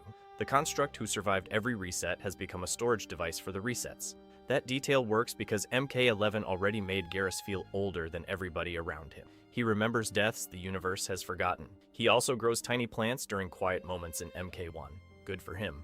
After the Sea of Blood, let the man garden. Frost linked the cyborgs. Frost becomes a recurring boss through the Cyberlin Kuei in Mortal Kombat 11. Kronika recruits her by offering the recognition Sub-Zero never gave her. Frost resents Kuai Liang, sees his peace with the Shirai Ryu as weakness, and believes she should lead the clan. Kronika gives her a cybernetic body and control over Sector's rebuilt factory. The upgrade turns Frost into the network hub. Cyber Lin Kuei units operate through her. During the assault on Kronika's keep, Raiden realizes that destroying Frost will shut down the entire army. That is exactly what happens. The boss role suits her insecurity in a painfully literal way. Frost wants every Lin Kuei warrior to follow her, so Kronika plugs an army into her nervous system. She gains command and loses independence at the same time. Sub-Zero tries to warn her. Frost hears another lecture from the teacher she already hates. Her arcade ending has her defeat Kronika, take the Hourglass, and freeze the realms that resist. Possible timeline, as always. The central story ends her part with the network collapsing when her body fails. MK1 reimagines the Cyber Initiative under Sector and Bihan, while Frost appears through Kameo, an alternate timeline material outside the central chapter. The same temptation remains around the Lin Kuei. Replace human limits with machinery, then discover who holds the switch. In MK11, the switch is Frost, until Raiden hits it. Cetrion served her mother. Cetrion is an elder god of life, nature, and virtue. She drops an entire bridge on people. Her power set covers earth, water, fire, wind, and light. She grows to a gigantic size during her fatality, fires a beam into space, and treats the planet like a platform under her feet. Visually, she may be the clearest god Mortal Kombat has ever put on the regular roster. She serves Kronika through all of MK11. That loyalty exposes the problem with Cetrion's virtue. She measures goodness through her mother's balance. Shinnok embodies darkness. Cetrion embodies the opposing force. Kronika wants both present and endless conflict, and Cetrion supports the resets required to maintain it. The Elder Gods oppose Kronika. Cetrion kills them. She fights Jade, the heroes, and eventually Fire God Liu Kang. When Kronika needs more power at the end, Cetrion gives her essence willingly. Kronika absorbs her own daughter and strengthens herself for the final rewind. Cetrion has moments of doubt. Several character interactions and story beats suggest she understands the contradiction. She is the goddess of virtue helping erase billions of lives because her mother calls the outcome balanced. She continues anyway. That makes her one of MK11's more interesting secondary bosses, even if the story rushes past her death. Shinnok's defeat motivates the entire plot. Cetrion dissolves into Kronika, and the final battle starts. Her arcade ending lets her defeat Kronika and create a peaceful timeline through force control. It quickly becomes another version of domination. Tower ending warning applies. The main story leaves one concrete image, Cetrion kneeling, saying mother, and becoming power for the person who designed her role. The crown controlled time. Kronika built the hourglass. She still needed Shang Tsung to make the crown that focuses its power. That is an amazing hiring decision. The Crown of Souls contains an enormous amount of soul energy. Kronika uses it to control the hourglass and restart history. During MK11, the crown is destroyed in the final fight. Fire God Liu Kang defeats Kronika, reaches the hourglass, and prepares to shape a new timeline. Shang Tsung appears with Fujin and Nightwolf. He explains that destroying the crown during Kronika's defeat leaves Liu unable to operate the hourglass safely. They need to travel back, recover the crown before it breaks, and bring it to the dawn of time. Aftermath begins. Liu sends Shang, Fujin, and Nightwolf into the past. The group navigates battles from a different angle, recruits Sindel, and reaches the crown. Shang presents himself as the necessary expert, which is accurate. He also plans to take everything, which is Shang Tsung. The crown amplifies whoever wears it. Sindel and Shao Kahn use its help to crush the heroes. Shang takes it back, absorbs Raiden and Fujin's souls, then drains Sindel and Shao Kahn after their usefulness ends. He reaches Kronika with the power of several gods and rulers inside him. Kronika tries to stop the sorcerer who built her most important tool. He erases her. There is a tiny satisfaction in that reversal. Kronika kept Shang imprisoned because she knew he was dangerous. She also needed his craftsmanship. He survives because only he understands the crown well enough to repair the timeline. Never give Shang Tsung access to the admin account. Shang Tsung became final. Aftermath ends with a choice. Play as Fire God Liu Kang or play as Shang Tsung. The two meet at the hourglass after Shang has erased Kronika. Liu reveals that he anticipated the betrayal and allowed events to continue because Shang was capable of recovering the crown. Shang has absorbed enough power to challenge him. If Liu wins, he erases Shang and creates the new era that leads into Mortal Kombat 1. If Shang wins, he absorbs Liu Kang's soul, becomes Keeper of Time, and rules a new reality.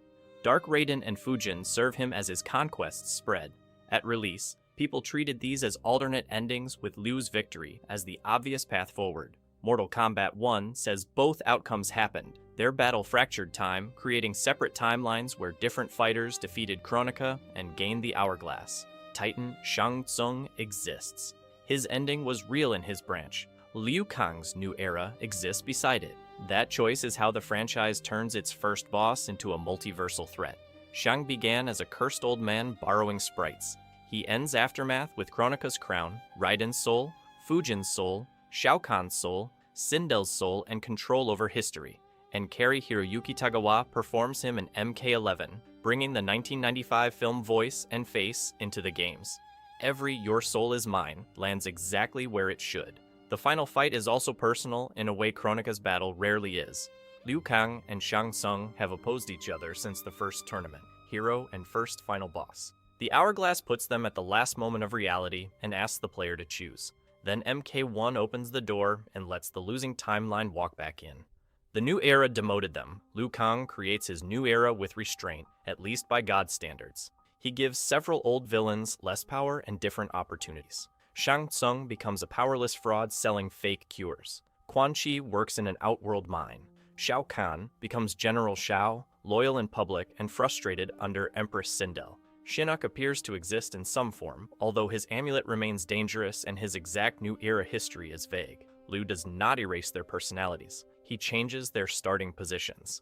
This matters for boss lore because MK1 spends most of its story showing old threats rebuild themselves. Shang gets real sorcery. Quan Chi learns Netherrealm magic. General Shao gathers support for rebellion. None begin as ruler of time or fallen god commanding an army. Some fans describe this as Liu deliberately making their lives miserable. The game gives a more complicated picture. Shang is poor and chooses fraud. Quan Chi is a miner and accepts power. Xiao has status, command, and the trust of Sindel before he betrays her. They have exits. Titan Shang Tsung closes them. Disguised as Damashi, he approaches New Era Shang and Quan Chi. He teaches them, guides their experiments, and points them toward General Xiao. The name Damashi is deliberate, echoing the false guide Onaga used on Shujinko. MK fans hear it and immediately start checking for dragons. The New Era villains believe they are discovering their proper greatness. They are being sharpened into tools by a version of Shang who already won. General Xiao wanted rule. General Xiao is born sickly in Liu Kang's New Era. His father puts him through a brutal program to build strength. Xiao grows into Outworld's greatest military commander, leading its forces and earning Sindel's trust. He also grows horns this time. The redesign finally commits to the inhuman features fans debated for years. Classic Shao Kahn's species was left murky, with draconic traits appearing in some material and a mostly human body in the games. General Xiao looks openly Outworld-born. His grievance against Earthrealm comes from suspicion and pride. He sees Liu Kang's influence over the royal court as a threat.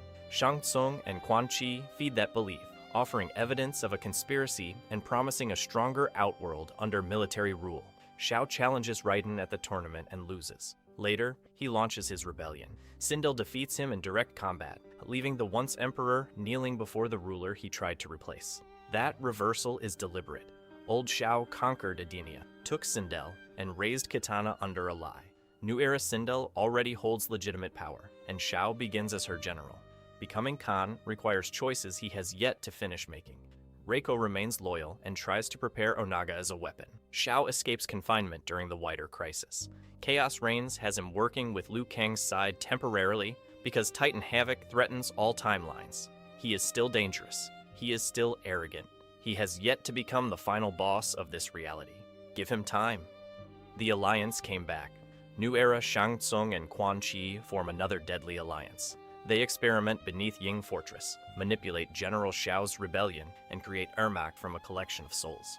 Shang studies Syzoth's shapeshifting, keeps Tarkat victims in laboratories, and develops a serum for Melina, while using her condition to gain access to the royal family. Quan Chi supplies the magic and constructs needed for the larger plan.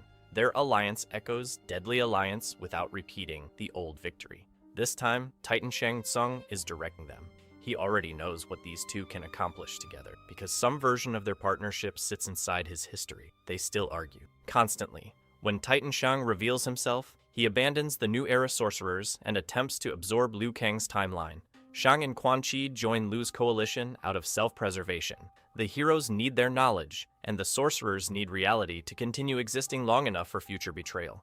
I enjoy that arrangement more than I expected. Nobody pretends they are redeemed. Liu Kang gives them a job because the alternate Titan is a larger emergency. Their old personalities remain fully visible while they help save the timeline they tried to overthrow. After the battle, both go to prison. Their arcade endings take them toward new plots, and future stories can decide how much becomes canon. Shang escapes and finds an island with a well of souls, because the universe apparently believes he should always own one haunted island.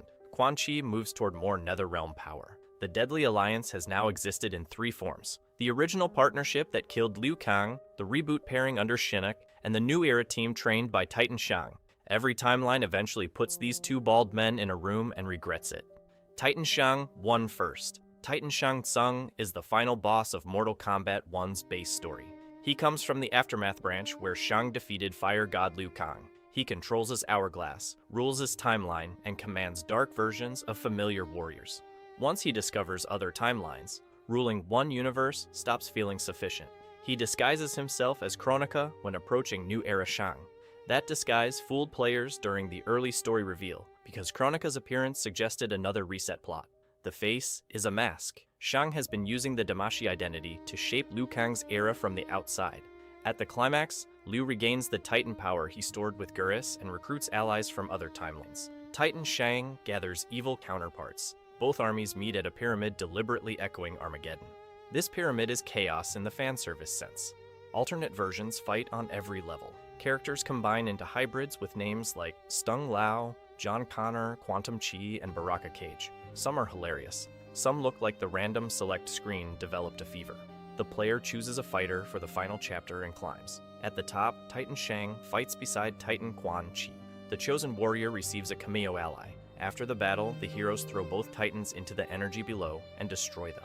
The ending confirms a multiverse full of keepers. Kitana, Kung Lao, Raiden, and many others have Titan variants because their possible MK11 arcade victories became timelines. It is messy, deliberately messy. Titan Shang caused the mess by refusing to lose gracefully at the end of Aftermath. That fits him perfectly.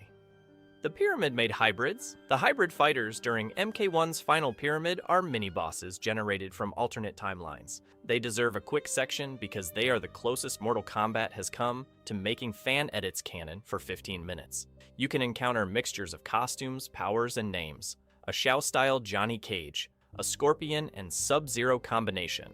Li Mei crossed with another warrior. Ninja palettes collide with characters who were never ninjas. The exact opponents vary during the climb. Lore explanation: the timelines fractured when Liu Kang and Shang Tsung fought over the hourglass. Each branch produced its own history, alliances, and keepers. Titan Shang recruits from those realities. Liu brings his own side. The pyramid becomes a crossing point where impossible variants can appear without needing a full biography. Gameplay explanation: NetherRealm wanted the final chapter to feel different no matter which hero the player selected. Fan explanation: wait, was that mime Johnny wearing Shao Kahn's helmet? Yes. The names are announced with complete seriousness, which helps. Mortal Kombat has always understood that a ridiculous idea becomes stronger when the announcer refuses to laugh. These opponents gain their boss status through context and moderate mechanical unfairness. They block the ascent, arrive with unusual move combinations, and represent entire alternate histories we see for seconds. Most disappear when the pyramid collapses. Somewhere out there, a timeline still has to live with John Connor. Titan Havoc watched everything. The base story ends. Then the post-credits scene keeps going. Titan Havoc watches the pyramid battle from his own timeline, surrounded by chaotic versions of familiar characters. He sees warriors from countless realities tearing into each other and reacts like somebody who missed the greatest party in history. Next time, it won't be so quick. This Havoc differs from Liu Kang's New Era version. New Era Havoc is Dairu, a Satan rebel who wants to bring down Order Realm's ruling structure. Titan Havoc won his own hourglass and built a timeline around constant chaos. He has the reach and resources of a Keeper of Time, plus Havoc's usual ability to tear apart his own body without treating that as a problem. Chaos Reigns follows through on the tease. Titan Havoc invades Liu Kang's reality during the conflict around Kuai Liang's wedding and the Lin Kuei. He captures Geras. Bi-Han tries to intervene and gets taken too. Havoc's goal involves his Kamadogu and the time crystals inside Geras. This Geras has lived through previous timelines. His body carries the record. Havoc plans to use that material to empower the Kamadogu and reshape other realities into extensions of his own. He already has a whole timeline. He wants every variation available so he can force them together and watch the collision. There is a very Havoc detail in how he describes it. He does not want a clean conquest with matching flags and one throne. He wants incompatible lives, wars, and outcomes magnified into conflict. The pyramid showed him infinite combinations. He intends to keep the match running. This is where a side character from Deception finally becomes a full expansion boss. Original Havoc spent years as the Cleric of Chaos, manipulating events, opposing order, and enjoying disruption. Titan Havoc gets the budget, and an arena called the Chaosium because subtlety has left the timeline. Geras became the key. Titan Havoc kills and experiments on Geras variants. Their bodies appear around his fortress. Liu Kang's Geras is valuable because of the information held in his time crystals, and Havoc extracts it while keeping him imprisoned. Bi-Han asks why Havoc captured Geras while Liu Kang is the Titan. Fair question. Havoc explains that Geras has existed through earlier timelines. He is imprinted by them. Those crystals give Havoc the pieces he needs to affect realities beyond his own. This expands Geras' nature beyond simple immortality. He is formed from time itself and remembers repeated histories. Kronika used him as an enforcer. Liu Kang made him guardian of the hourglass. Havoc treats him as material. The heroes eventually free Geras and take the empowered Kamadogu. During the escape, different factions have to cooperate. Cyrax, Sector, Kuai Liang, and allies who were trying to kill or imprison one another before Havoc arrived. Titan-level threats are excellent for awkward team building. Geras survives, again. His body has been drowned, dismembered, crushed, mined for crystals, and dragged between timelines. He remains remarkably calm through most of it. I would have become extremely difficult at meetings. The Kamidogu are separated from Havik long enough to weaken his control. He attacks Liu Kang's timeline directly for the final confrontation, and the fighter who finishes him is the one Havik created. Bi-Han became Noob. Titan Havik transforms Bi-Han into Noob Saibot. That sentence carries 30 years of baggage. In the original and reboot timelines, Bi-Han dies at Scorpion's hand. Quan Chi resurrects him as a Shadow Wraith, removing compassion and turning the first Sub-Zero into Noob. The new era changes the sequence. Bi-Han survives the early story, remains Grandmaster of the Lin Kuei, and willingly betrays Earthrealm for power. Havik takes him alive. He uses chaos magic to split, twist, and perfect Bi-Han into a new being. The Shadow Clone returns as part of his body and fighting style. The black armor returns, so does the voice that sounds like a throat full of gravel. New Era Noob still carries Bi-Han's mind, although Havik has altered it and built loyalty toward chaos into him. The conversion does not require death. It resembles forced reconstruction, with Havik pulling out the traits he finds useful and magnifying them. Bi-Han eventually turns against his creator. He understands Havik's abilities from the transformation and uses that knowledge in the final fight. Noob defeats Titan Havik, tears off his limbs, and helps banish what remains to the void. The expansion refuses to fix Bi-Han immediately. Liu Kang believes the corruption can be healed, but the process will take time, and Noob remains dangerous. Sector removes him before Liu can complete the work, so the new era finds a new path to the same Black Ninja. Quan Chi used death. Havik used forced chaos. Bi-Han supplied the ego for free. Titan Havik lost his limbs. Havik's final boss fight gives him extra health, altered attacks, and powers drawn from the Kamidogu. He also summons more Haviks. Of course he does. The battle happens after the expansion has shown his control over merged timelines, his experiments on Jiras, and his transformation of Bi-Han. Havik enters Liu Kang's reality expecting another population to break. Noob challenges him directly. The matchup is unusually satisfying because both characters abuse their own bodies. Havik tears off limbs, snaps his neck, and recovers. Noob fights beside a shadow duplicate that moves like a second self. One created the other, so the final phase feels like Havik being attacked by his own taste and design. When Noob wins, the heroes do not attempt a normal execution. Havik's regeneration makes that unreliable. His limbs are removed and his remains are sent into the void, a space where he can be contained away from the timelines he was trying to merge. It echoes Raiden's solution for Garrus in the Sea of Blood. Immortal problem? Put it somewhere with no convenient exit. Will Titan Havik stay there forever? Come on, this is Mortal Kombat. For now, his Kamidogu plan is stopped. Garrus is rescued. Liu Kang's timeline remains separate. Bi-Han is alive in the technical sense and transformed in every other sense. Havik promised the next battle would last longer. He was right about that part. Onaga still waits. Onaga has not become a full boss in Liu Kang's new era. The game keeps pointing at him. General Shao's ancestors defeated and imprisoned the Dragon King long ago. Reiko's arcade ending has Shao send him to tame Onaga for use against the royal family. Reiko enters the creature's prison and faces him alone. Intro dialogue later suggests the attempt went badly. No surprise there. This version changes the old relationship. Original Shao poisoned Onaga and took his throne. New Era Shao comes from a lineage associated with defeating and containing him. The rebellion sees Onaga as a weapon it can control. His old emperor status carries far less importance here. The visual glimpses keep his enormous draconic body. He remains larger than ordinary fighters, and the dialogue treats his strength as a military problem. Fans immediately assumed he would become a story expansion boss. Chaos Reigns chose Titan Havik instead. So Onaga remains in the cage. That restraint may help him. The Dragon King's deception entrance worked because the story spent years leaving hints. The undefeatable army, the dragon egg, reptiles' decline, the deadly alliance's plan. When he walked through the door, the pieces connected. New Era Onaga now has his own slow build. Reiko goes after him. Shao wants him. Characters discuss the result. The actual confrontation stays off-screen. If he returns, please let him keep the size. Playable Onaga would be fun eventually. Boss Onaga should still make a full combo look like a mild inconvenience. Invasions made Titan bosses. Mortal Kombat 1's Invasions mode turns alternate versions of the roster into seasonal bosses. Each season follows an invader from another timeline or reality entering Liu Kang's new era. Scorpion, Natara, Sub-Zero, Mylena, Raiden, Reptile, and others receive themed armies, palette variations, elemental modifiers, and a final encounter. The exact rotation has repeated and changed over the game's life, so I am sparing both of us a live service calendar recital. The structure matters more. An invasions boss can have armor, several health phases, environmental hazards, projectiles covering the screen, and survival sequences between rounds.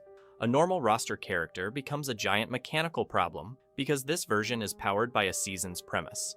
The lore sits in a looser space than the cinematic campaign. These are alternate timeline threats, and the multiverse established by MK1 gives the mode enough permission to do almost anything. A scorpion consumed by vengeance can invade with a legion. A blood-hungry Natara can bring a vampiric season. A frozen Sub-Zero can cover realms in ice. Titan battles push the concept further. Special portals lead to enhanced versions presented as Titans. Defeat them, earn skins and gear, then wait for the next event. Are all those invasions central canon events Liu Kang remembers between story chapters? The game never needs that answer to be clean. Invasions operates as repeatable seasonal content built on the fact that endless timelines now exist. I treat the cinematic stories as the backbone and the seasonal invasions as possible incursions. The mode wants to give every character a turn wearing the boss health bar. After 3 decades of Shang, Khan, and Shinnok passing it around, fair enough. Arcade endings create bosses. Every Mortal Kombat arcade ending starts with a fighter beating the boss. Then the fighter often becomes one. Give somebody the hourglass and watch. Baraka saves Tarkat, conquers history, or builds a new order. Noob blankets time in darkness. Scarlet gathers enough blood for godhood. Kano sells access to rewritten histories. Johnny Cage creates increasingly ridiculous entertainment. Some endings are sincere conclusions. Others clearly exist because 60 characters needed 60 different outcomes. Armageddon makes this especially obvious. Defeating Blaze grants godlike power, so every ending describes what that power does to the winner. The tower effectively manufactures a new final boss each time. MK11 turns those possible victories into lore during MK1. The timeline's fractured. Many fighters really did defeat Kronika in some branch and become Titans. Titan Kitana, Titan Kung Lao, and other alternate keepers can join Liu Kang at the pyramid. That retroactively changes how fans read arcade endings. They remain separate from the central timeline. They also may exist somewhere in the multiverse. Careful wording still matters. Saying, Jax became Keeper of Time without context makes it sound like the MK11 story ended that way. Jax's tower ending is his possible outcome. MK1 establishes a multiverse broad enough for Titan variants. Both statements can live together without pretending every ending happened to the same Jax. This is why boss lore gets messy fast. The person at the top of one tower becomes the defeated body under another character's slideshow. And if Mocap's timeline exists, somebody out there has to explain the constellation. Secret bosses fed rumors. Reptile appears under the pit with almost no explanation. Jade, Smoke, and Noob continue the trick in MKII. Later games turn secret fights into a tradition. Human Smoke hides behind codes. Noob moves between shadowy appearances. Ermic grows from a rumor about an audit menu. MK3 and its updates fill the roster with unlock conditions, combat codes, and characters whose existence spreads through magazines and school conversations. The 3D games use hidden characters differently. Blaze and Mocap unlock through conquest progress and crypt keys. Monster appears as a secret opponent in Deception's Conquest, wearing a scorpion-like model before revealing the name. Shaolin Monks hides Ermac, Kano, and Melina in optional rooms. MK9 places classic Reptile, Smoke, Jade, and Noob encounters inside arcade conditions that pay tribute to the old secrets. Those MK9 fights are a lovely detail. Meet certain conditions on classic stages and you face retro versions with old costumes and aggressive behavior. The game recreates the feeling of finding something behind the normal ladder, even though the internet had already documented the requirements within days. Secret bosses used to survive through uncertainty. Somebody would swear they fought a red ninja. Another person would claim Kano could transform into Goro. A magazine printed a fake screenshot. The cabinet itself encouraged the paranoia with cryptic messages. Modern games cannot fully recreate that environment. Data mining starts before launch. Videos appear immediately. Patch notes name content. They can still hide the door, and for an hour, before every guide updates, Mortal Kombat feels like 1993 again. Bosses cheat differently. Mortal Kombat boss design has several generations of unfairness. The early giants ignore ordinary character rules. Goro, Kintaro, and Motaro have unusual bodies, armor, huge damage, and grabs built specifically for the computer. You cannot select them in the original arcade versions. They exist to take quarters. Shang Tsung cheats through access. He can become the whole roster. Shao Kahn cheats through speed, damage, and pressure, then pauses to insult you. Onaga uses relic-powered defense. Blaze fills half the screen and hits like a moving building. The Netherrealm games make the cheating more systemic. MK9 Khan armors through attacks and controls huge areas. Corrupted Shinnok gains unique damage and projectiles. Chronica disables core mechanics. Invasions bosses add modifiers, armor phases, and survival patterns. Players sometimes ask why a boss needs to break the same rules they spent the game learning, because a perfectly balanced final opponent often feels like another ladder match. The boss needs a language the player recognizes immediately. Motaro reflects the projectile. Onaga barely loses health. Chronica refuses the throw. Those moments are irritating and memorable. There is a line, obviously. A boss who reads every input and wins through unavoidable damage becomes tedious. The best fights leave a weakness inside the arrogance. Khan taunts. Onaga's Kamidogu can be broken. Dark Khan feeds on rage that Raiden and Superman can resist. My favorite Mortal Kombat boss weakness may still be Shao Kahn stopping mid-fight to laugh. He has the health, armor, hammer, and home arena. He also needs you to know he is enjoying himself. When bosses became playable, unlocking a boss used to feel illegal. Home ports and later games gradually let players control Goro, Kintaro, Motaro, Shao Kahn, Onaga, and Blaze. The results vary because a boss built around unfair properties has to be adjusted for normal matches. Shao Kahn loses some armor and damage. Goro receives proper move lists. Motaro's body creates collision problems. Armageddon cuts him down to 2 legs so he can fit the universal fighting system. Onaga becomes playable in Armageddon without the full Kamidogu resistance that made Deception players suffer. Blaze can fight Blaze at the top of Armageddon's arcade ladder. Do not think about that too hard. Playable bosses also become vulnerable to fatalities. The creature who used to stand above the rules can now be ripped apart by Striker, Mocap, or whoever the player chose. That changes the aura a little. Once you have watched Goro lose to a low-tier joke character in local versus the 500-year championship feels more negotiable. Netherrealm often separates boss forms from roster forms. Regular Shinnok is playable. Corrupted Shinnok stays boss only. Garrus is playable while Chronica remains outside the roster. General Shao is balanced for competition, while Titan Shang and Titan Havoc receive encounter-specific advantages. That is probably the cleanest solution. Let fans use the character. Keep the giant corrupted version behind the health bar.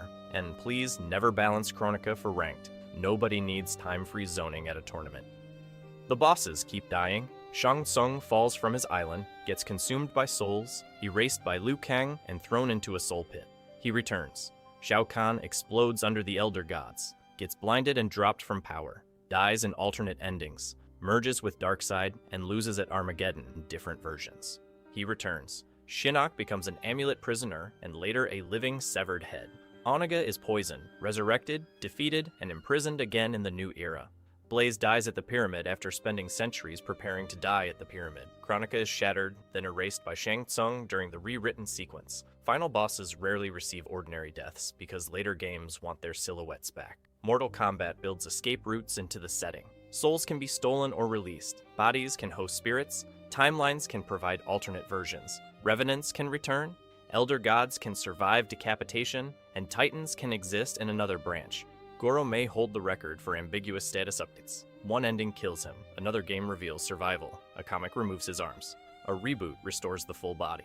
The new era uses a different Goro mostly through cameo presentation and alternate material. Fans learn to ask a precise question. Which timeline? Which ending? Which version of the body? Without those, Shao Kahn is dead, has an expected shelf life of 1 sequel.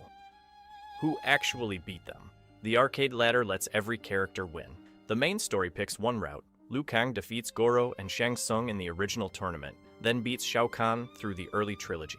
Shujinko defeats Onaga after breaking the Kamidogu. Taven defeats Blaze in Armageddon's conquest ending, while MK9 revises the timeline so Shao Kahn becomes Blaze's winner. Raiden defeats the invading Khan after receiving the Elder God's power in MK9.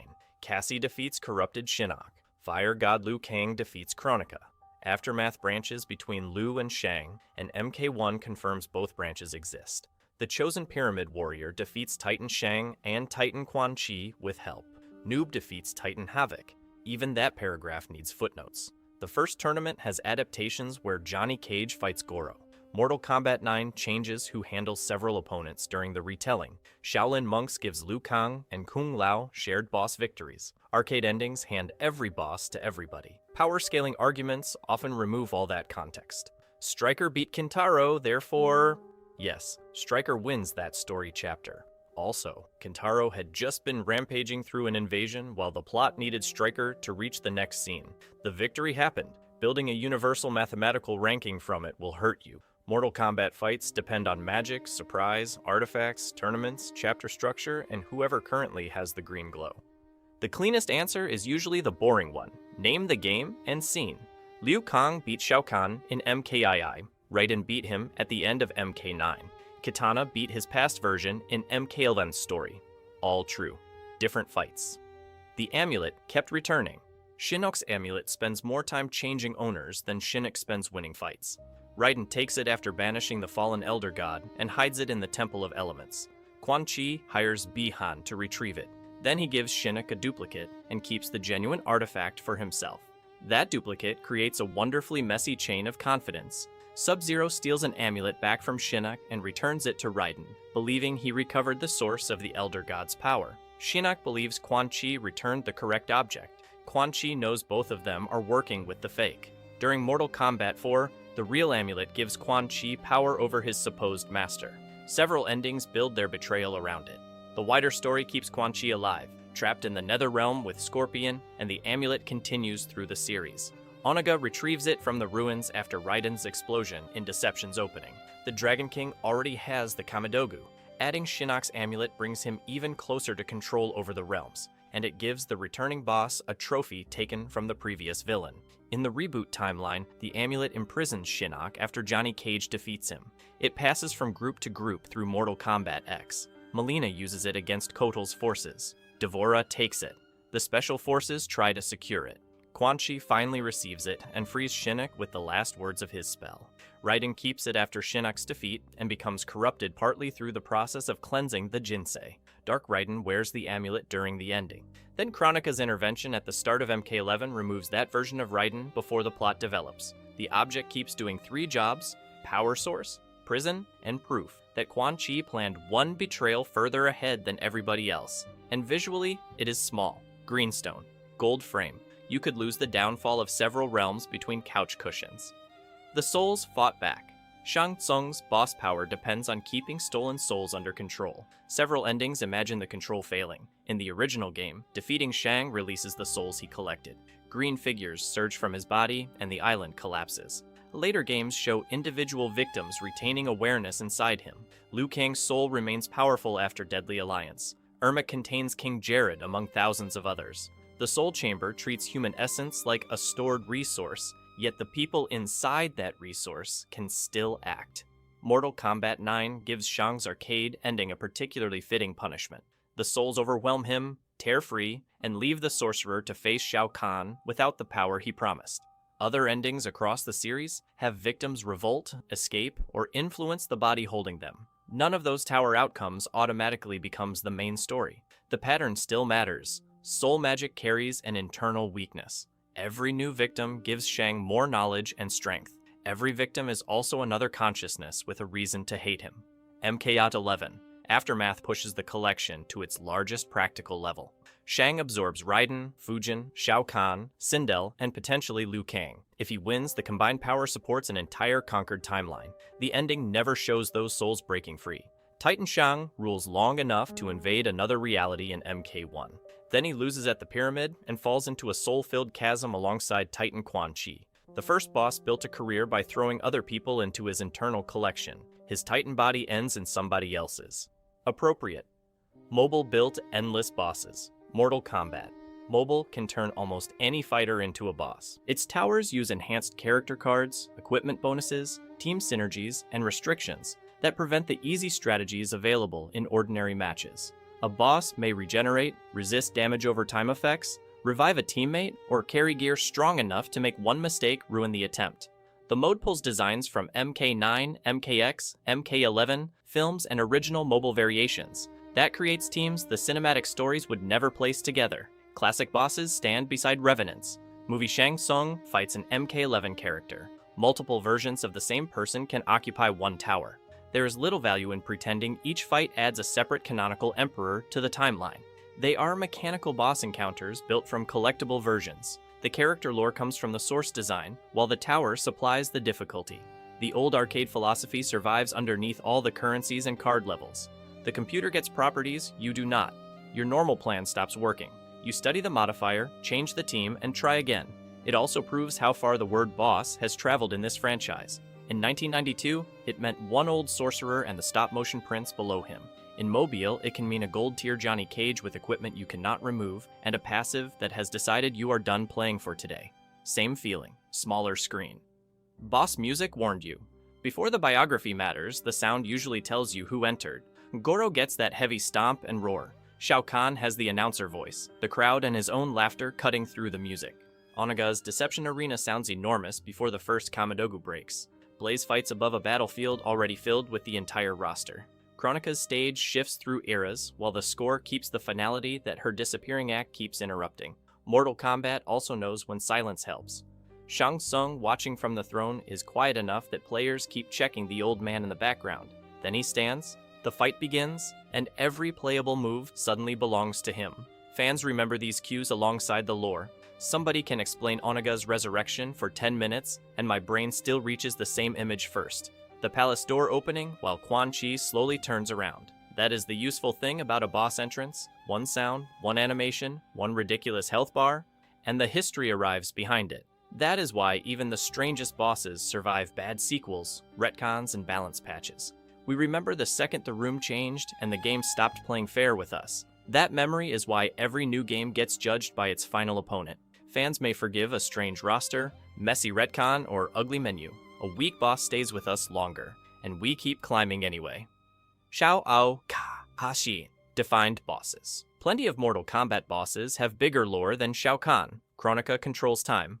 Onaga carries the Kamidogu. Shinnok is a fallen elder god. Blaze holds enough energy to change the entire roster. Khan remains the template. He waits on the throne. He stands after the sub-boss falls. He laughs during your combo attempt. He has a hammer large enough to stop being practical. He calls the player pathetic, then crosses the screen with one shoulder. Even his arena participates. Spectators chant, a defeated fighter hangs in the background. The Emperor fights at home, in front of his court, after you have survived everybody he sent first. Later, bosses often lose that direct relationship with the player.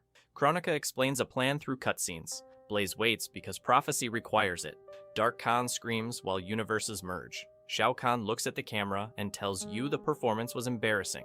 The lore supports the attitude. He poisoned Onaga to avoid a fair fight, conquered realms, stole souls, and built an empire from defeated populations. He respects strength and cheats whenever strength alone becomes inconvenient. His tournament is sacred right up until a loophole works better. And when he becomes playable, the voice lines still carry boss posture.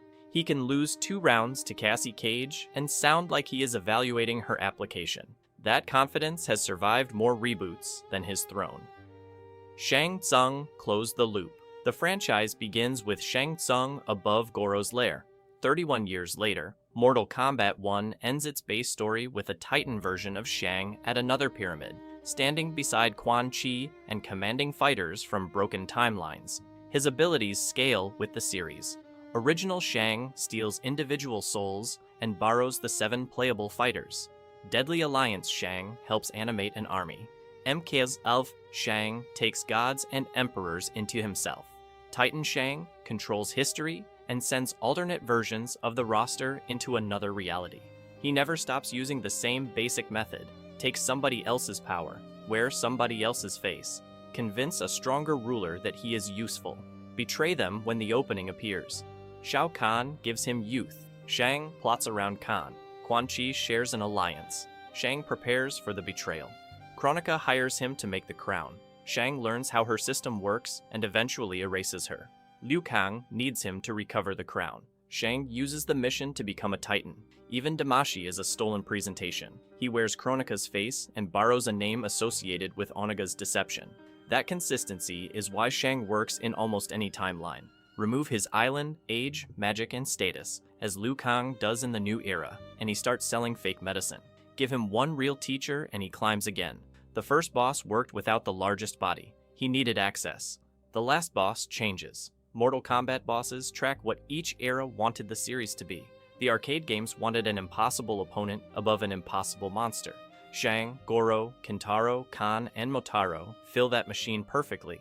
The 3D era wanted mythology, realms, and long conquest stories. Malak guards the Deadly Alliance. Onaga pays off the Dragon Clues and the Kamidogu quest.